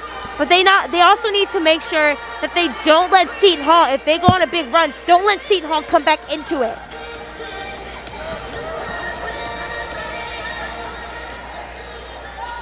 And certainly coming into this match, this last set is more of what you expected to see from this Marquette team, as they outright dominated the Pirates right from the get-go in that third set. As we're underway here in set number 4, and the Pirates take the first point. And I remind everyone that they took the first point in sets 3 and 1 and ultimately lost, while Marquette took the first point in set number 2. So maybe the prophecy will be fulfilled here in set number 4. We will have to see. As Vandenberg gets with yet another kill there. If that happens, that is going to be the weirdest trend and coincidence I think I've ever seen. That's going to be interesting. Really? The weirdest trend you've ever seen? Yeah, well. Wow. Well, sports-wise, that's just like freaky. Certainly a lot of weird things can happen in sports. Yep. As Matheny puts it up there for Seton Hall, Turner smacks that one, but saved by Scrawback. And that one's out of play, and that'll be point for the Golden Eagles. First lead here in set number 4.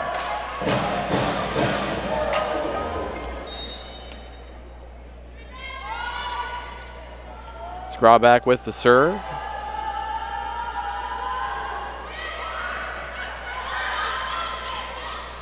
Ilieva tries to hit that one over. That'll be point for Marquette. Taylor Wolf was right there. Ilieva tried to try to get that kill, but Taylor Wolf again is everywhere on the court.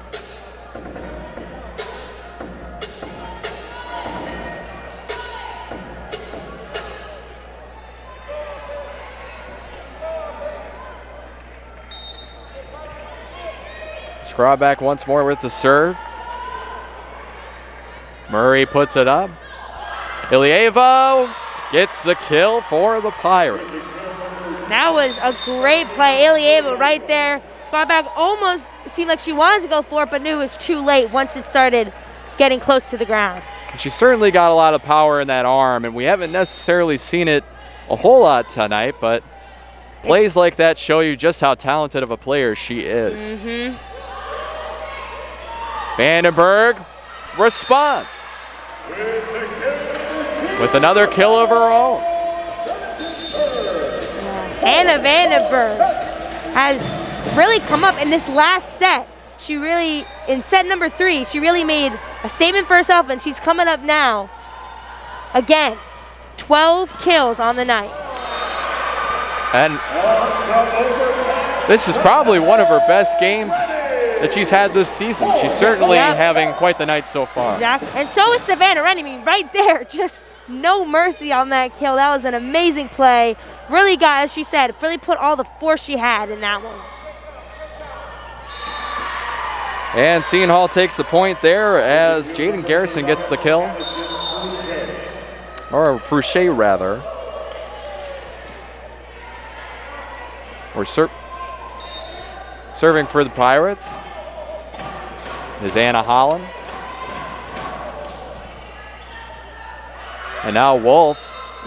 That'll be point Seton Hall.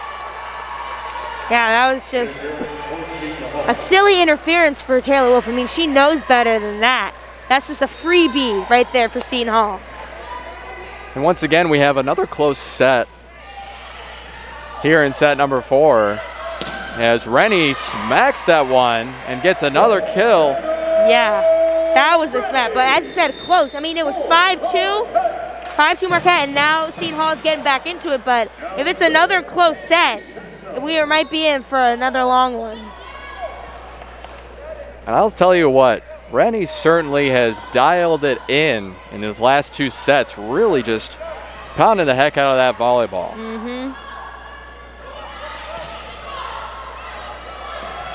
Now the Pirates send it the other way.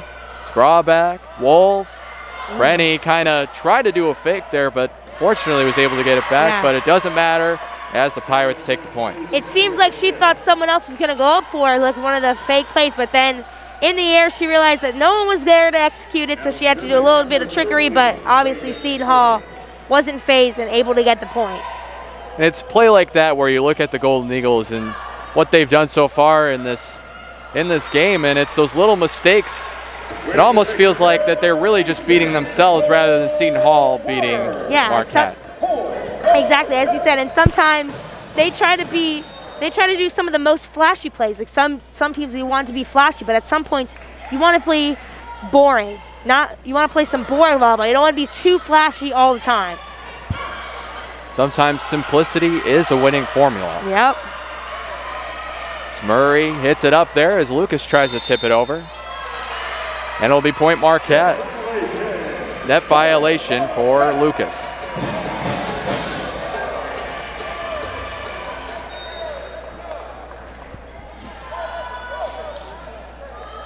Rennie now with the serve.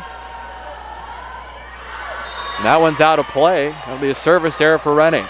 Yeah, there's been quite a lot of service errors tonight for the Golden Eagle, for both teams actually. So it's kind of interesting to see. We had the back-to-back service errors last time, but those, as you said, free points. And right there, Rennie knows that she just gave Seton Hall a free point. And maybe the lack of crispness has something to do with that. Both these teams played last night as well. So the fatigue certainly probably settling in at this point in the match. Yeah.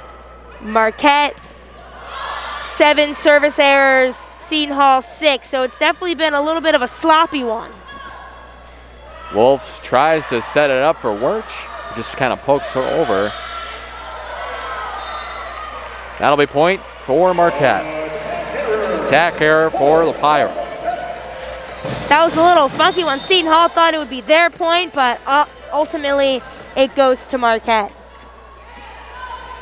And now Mosier will take over the serving duties for Marquette. Murray. Oh, and another whiff there. from Carson Murray for Seton Hall. Yeah, Rockwall right there. Knew. Oh, yeah, Rockwall right there knew she had it almost, and then just not the best attack. And there we go again, another service error. I was looking at the wrong piece of paper there, Kristen, and I said Carson Murray. Yeah, so that happened to me earlier. Number 12 I thought on it was Marquette. said that earlier instead of Benji. I thought it was Lund. Sometimes you just get the rosters mixed up. It happens to the best of us. And Hope Wirtz tries to get a kill there, but not quite that time as Wolf hits it over. And Ilyeva, nice save there by Shesso. Wolf. Now the Pirates try to set something up. Turner gets the kill. That was a good play by Emily Turner right there. Veteran leadership, her 9th kill. I mean, she had 10 yesterday against DePaul. She already has 9 right now. Really showing, as she's a senior, really showing that veteran leadership. And now Wolf. Nice save there by Murray for the Pirates. Turner again. Oh, what a play there by Scrawback. Keeps it alive. Mosher back to Scrawback. Scrawback to Wirtz. Oh, and Hits that the, one just out of play. Yeah, but Scrawback right there. Look at how she goes down. I mean, it almost looks like it almost hit her in the face. She's sacrificing everything to keep those balls alive. Marquette has challenged the previous call on the court. They are challenging. And now Coach Tice decides to elect for the hat trick. His 3rd challenge of the night. And he's been unsuccessful on 2 of them. So will he be successful, or will it be also a hat trick of unsuccessful challenges? We'll have to see. You know, they do say 3rd time's the charm. That is true.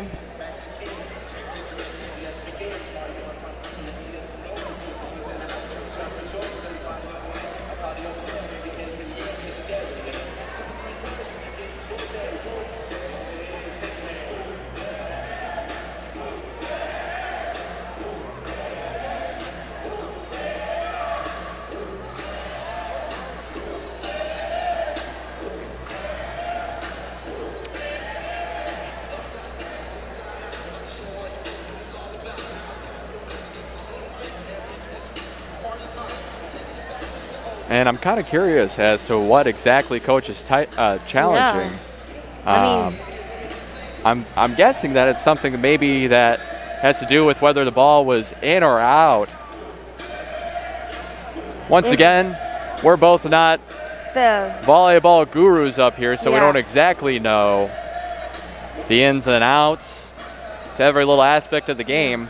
But thankfully, we're not getting paid to coach and make these calls. Yeah, I wouldn't know. I mean, played a little volleyball growing up, but not too much. But Coach Tice obviously knows what he's doing. And again, it's his 3rd challenge, but he also gets another free time out of it.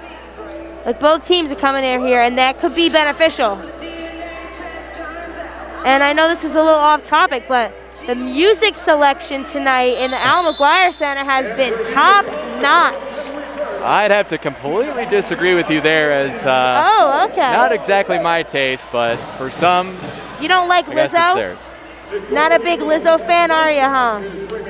No, not really. I can't say that I listened to, what was it, Lizzo? Lizzo. Now I sound like a boomer. You do. Anyways, we're getting back here into set number 4 as Wirtz will take the serve.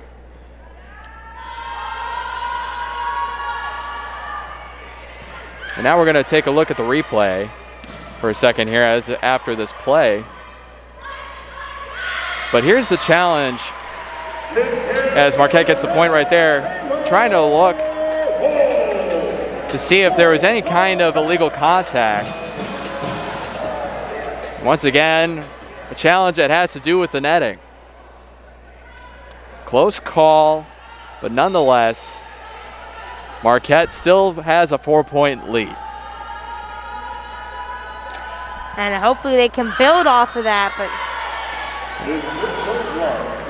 another service error, and that is what's going to be the key, or maybe the turning point in this set if Marquette doesn't turn out to be victorious, is the service errors, because they've had either 2 or 3 in this set especially.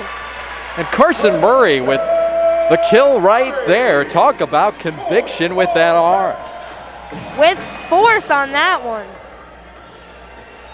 Red shirt first year has certainly impressed Coach Tice this season so far. And now Ilieva will try to just poke it over, and she does. She pulls the rabbit out of the hat and gets the point for the Pirates. Ilieva just in her bag right now, and that's her 8th kill of the night. She's been a little bit quiet towards the end of the 3rd set and into this 4th set, but she's just been really good today. And now Mosier sets up Vandenberg, who gets the kill. Almost goes into the stands, that one. Almost goes into the stands. 13th kill. Coming in now for Mosier is Ellie Kuntz for Marquette. Vandenberg, 13th kill tonight. She's really sealing the show. Kuntz hits it up for Rennie, who uses 2 hands to poke it over, giving Marquette a 5-point lead. And Jacobowski tried to be a little trickery there again with the no look, just like a flush it over, but it didn't work out that time for the Pirates. Golden Eagles ate that one up. And now we're going to take a quick look at a replay as we see here, Ilieva right there.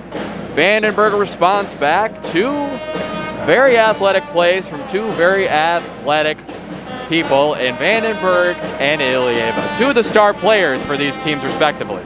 Yeah, exactly. And in this kind of situation, and these kind of close matches and sets, you're gonna want to turn to your most talented players, the ones that can make the plays and help you get back into it and help that firepower momentum for each team build up.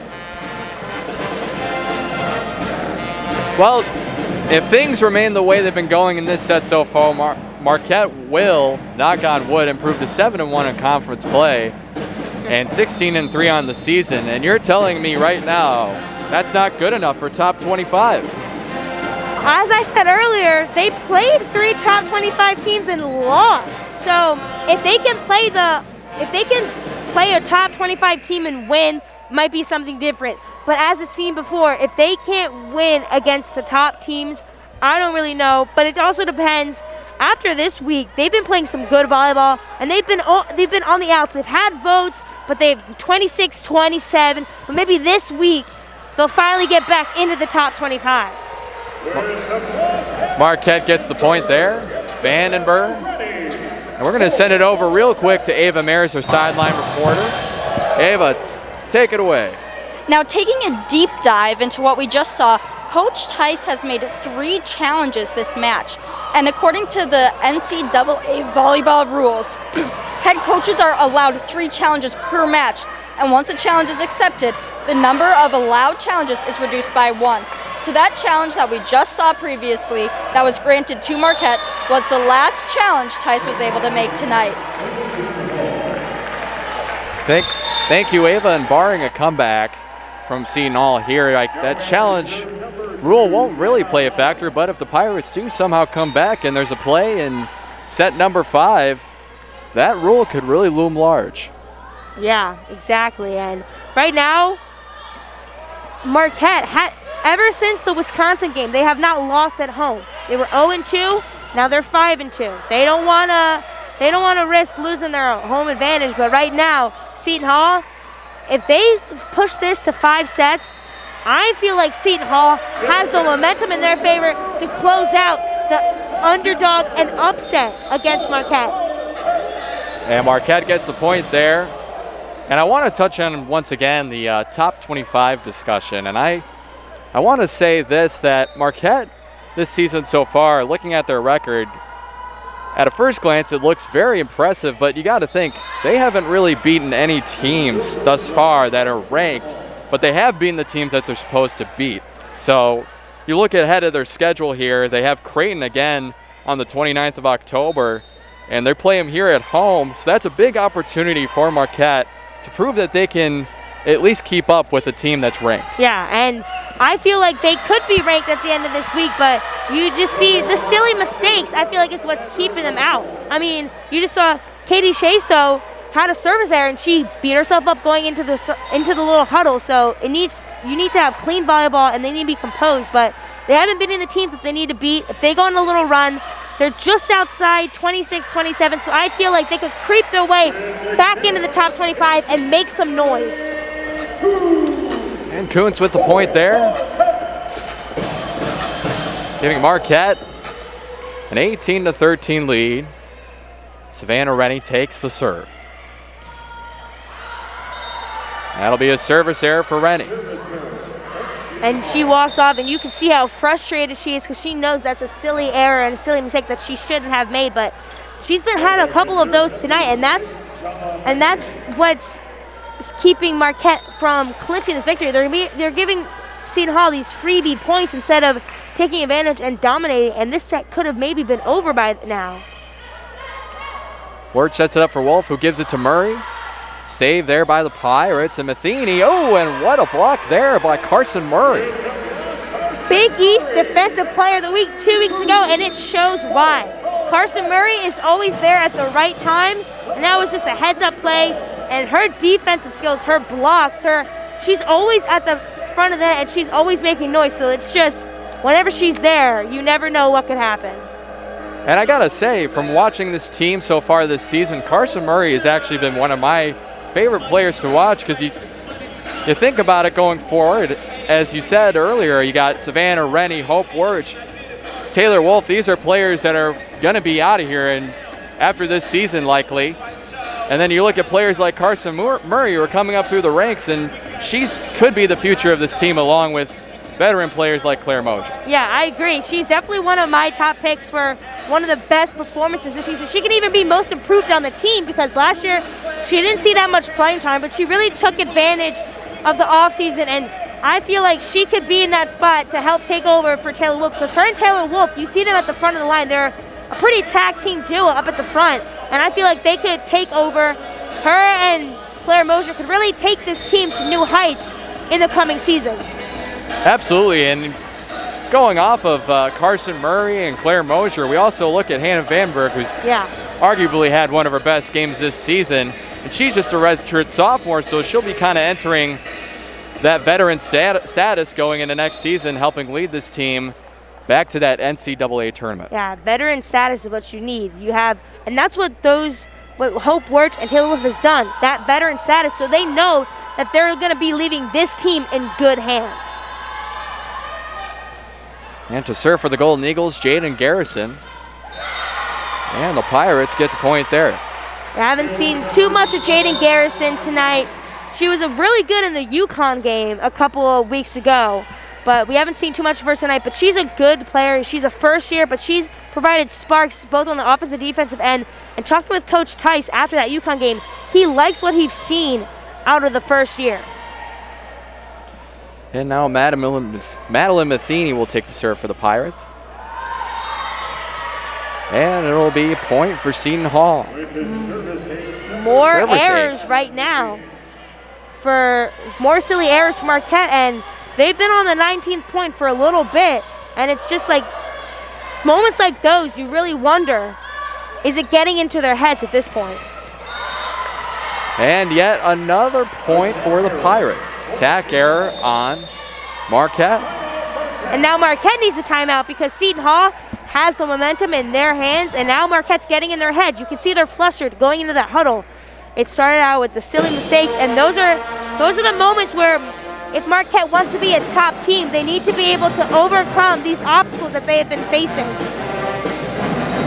And I gotta say, if you're a top 25 team in the nation, I don't think you're necessarily letting a team like Seton Hall get back into this game like you just said. And it's just the little things that Marquette's got to clean up, especially on defense. After we talked to Coach Tice the other day, he said in that Creighton match that's something that they got to clean up is their defense. And if they can figure that out between now and the rest of conference play when the season's over, they'll be in good shape. Yeah, exactly.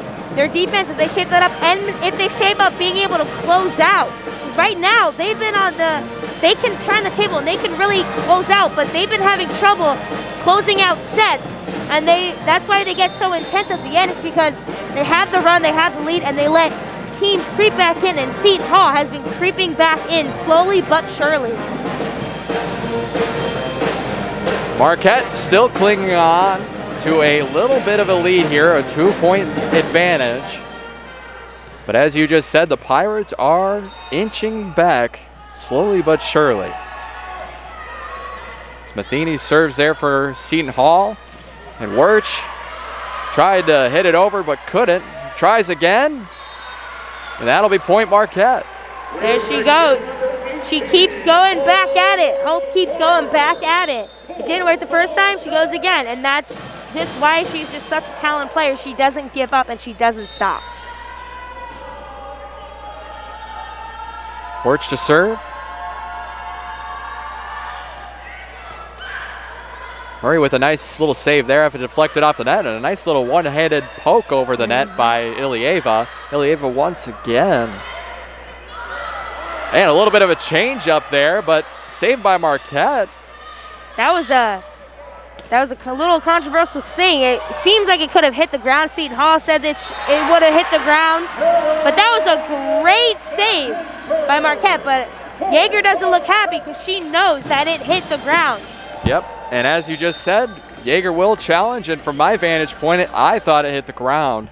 So I think this is a good call here by head coach Allison Jaeger. Yeah, that was a good rally, but you could see that it literally looked like it hit the ground. And Seton Hall's bench was like, they were getting rowdy because they knew, they saw it. So this will be a turning point because it'll be 20-18, not 21-17. And that means a lot for Seton Hall. Especially this late into a set, those single points matter so much. Yep. So it's definitely a big thing here, a big challenge. And it's one of those moments in the game where you feel like it might decide the outcome. Yeah, I agree. And little times like these, you see how in any game, how much an official or a ref has on the outcome of a game.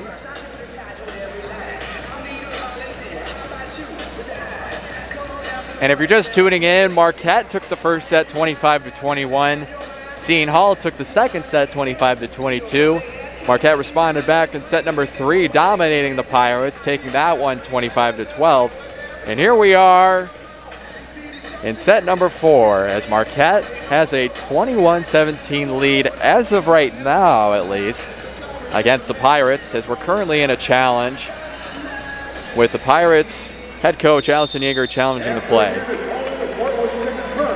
But it will stand, and Marquette keeps its lead at 21-17.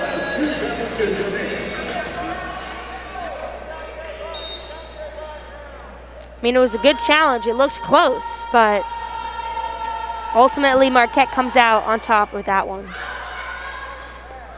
Now Ilieva tries to hit it over, and she gets the point for the Pirates.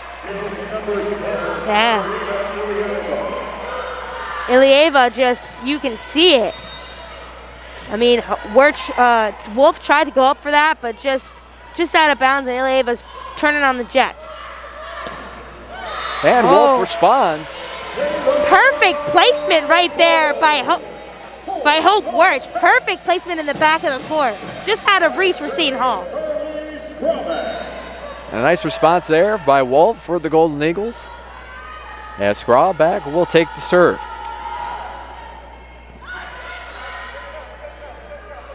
There's Turner. Scrawback with a nice save there. Vandenberg tries to just poke it over. Murray back to Ilieva. And that one will be point Marquette. Oh. It's getting close. Marquette, 2 more points and they win the match. They need to execute perfectly from here on out because they've had this for a while. They've had set point and they've let teams come back in. So they need to execute and just take it away. Ilieva once again. Turner now. That'll be point for Seton Hall.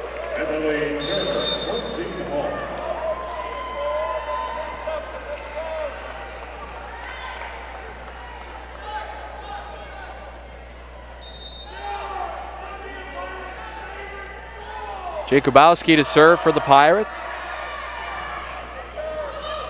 Vandenberg with a sprawling dive right there. Rennie just hits that one over. Lucas now, a nice block there by the Golden Eagles, and they will get the point.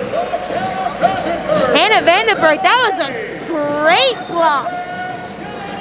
And now it's match point for Marquette. Taylor Wolf will take the serve.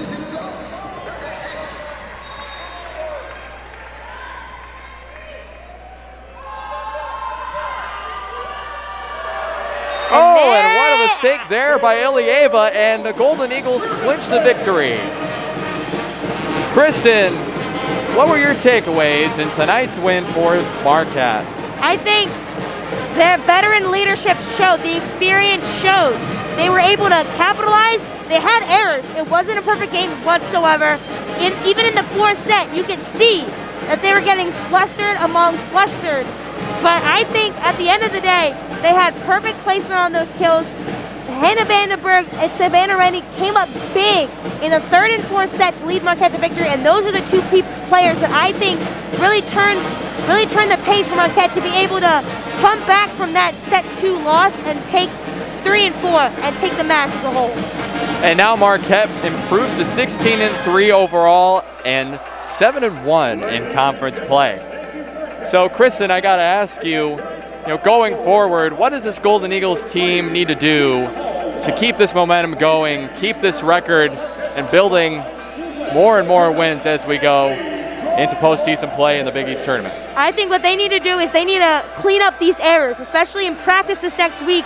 Coach Tice is going to want to capitalize on not only the service errors, but the attack errors, because they had a lot today. Seton Hall was able to get them flustered and really pinpoint on those errors and really get them to where they were uncomfortable. So they need to be able to be comfortable with who they are and really be comfortable on the floor. And especially after those certain errors, they need to be able to come back and not get in their heads, because in the fourth set there, they had a couple of errors that went back to back, and you could see it before Tice called the timeout.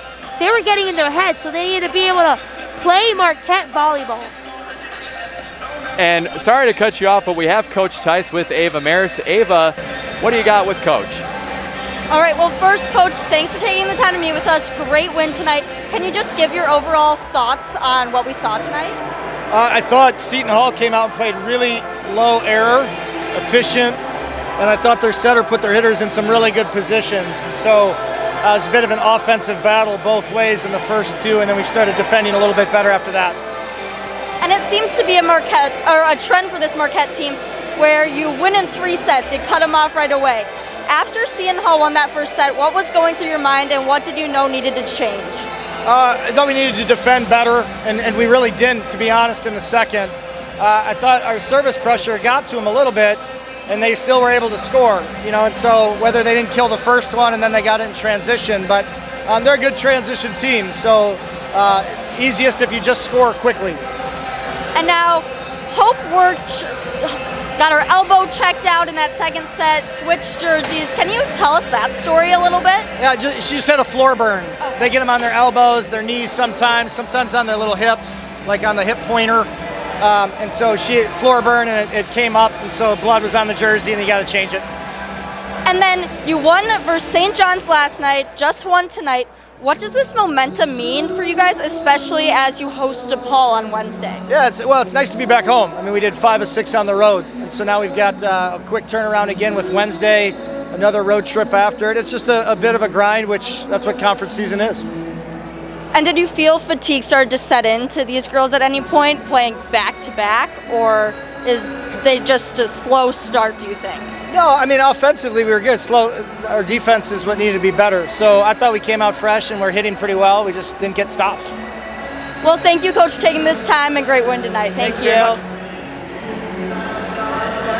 Thank you, Ava, for that great interview with Coach Tice. And he mentioned defense right there, and we've kind of talked about that throughout the broadcast, that's something the Golden Eagles simply just have to get better at going forward. Exactly. He said it right there. They need to clean up and not get those slow starts and not let those slow starts get to them. But I think coming in, they have momentum, especially coming in and hosting DePaul on Wednesday. And now we're going to transition over to Ava once more with Hannah Vandenberg, who had a team lead 16 kills in tonight's match. Okay, Hannah, great win tonight, and you totaled 15 kills, and previously this season, your highest was 12. How do you feel about that? It feels good, just kind of get back in the swing of things. Everyone kind of participated today, so I think that kind of made it easier to kind of get in the groove, so yeah. And how would you just describe the momentum of the team now that you have won versus St. John's and now versus Seton Hall? Yeah, it's definitely good getting 2 home wins. We love playing at home, so this momentum will continue to build as we continue to play here and on the road too. And how would you describe just the overall game tonight and the atmosphere, having a lot of Seton Hall fans here? Yeah, I think we really stuck to our game plan. We played our game, we worried about our side, and I think that really contributed to our win. And what specifically do you hope to do on the court versus the DePaul Blue Demons coming up? I think continuing to do our thing, worrying about our side, and just doing what we can do. Absolutely. Well, thank you for taking the time to speak with us. Good job tonight. Yeah, thanks for having me. Am I good? I think, yeah, thanks.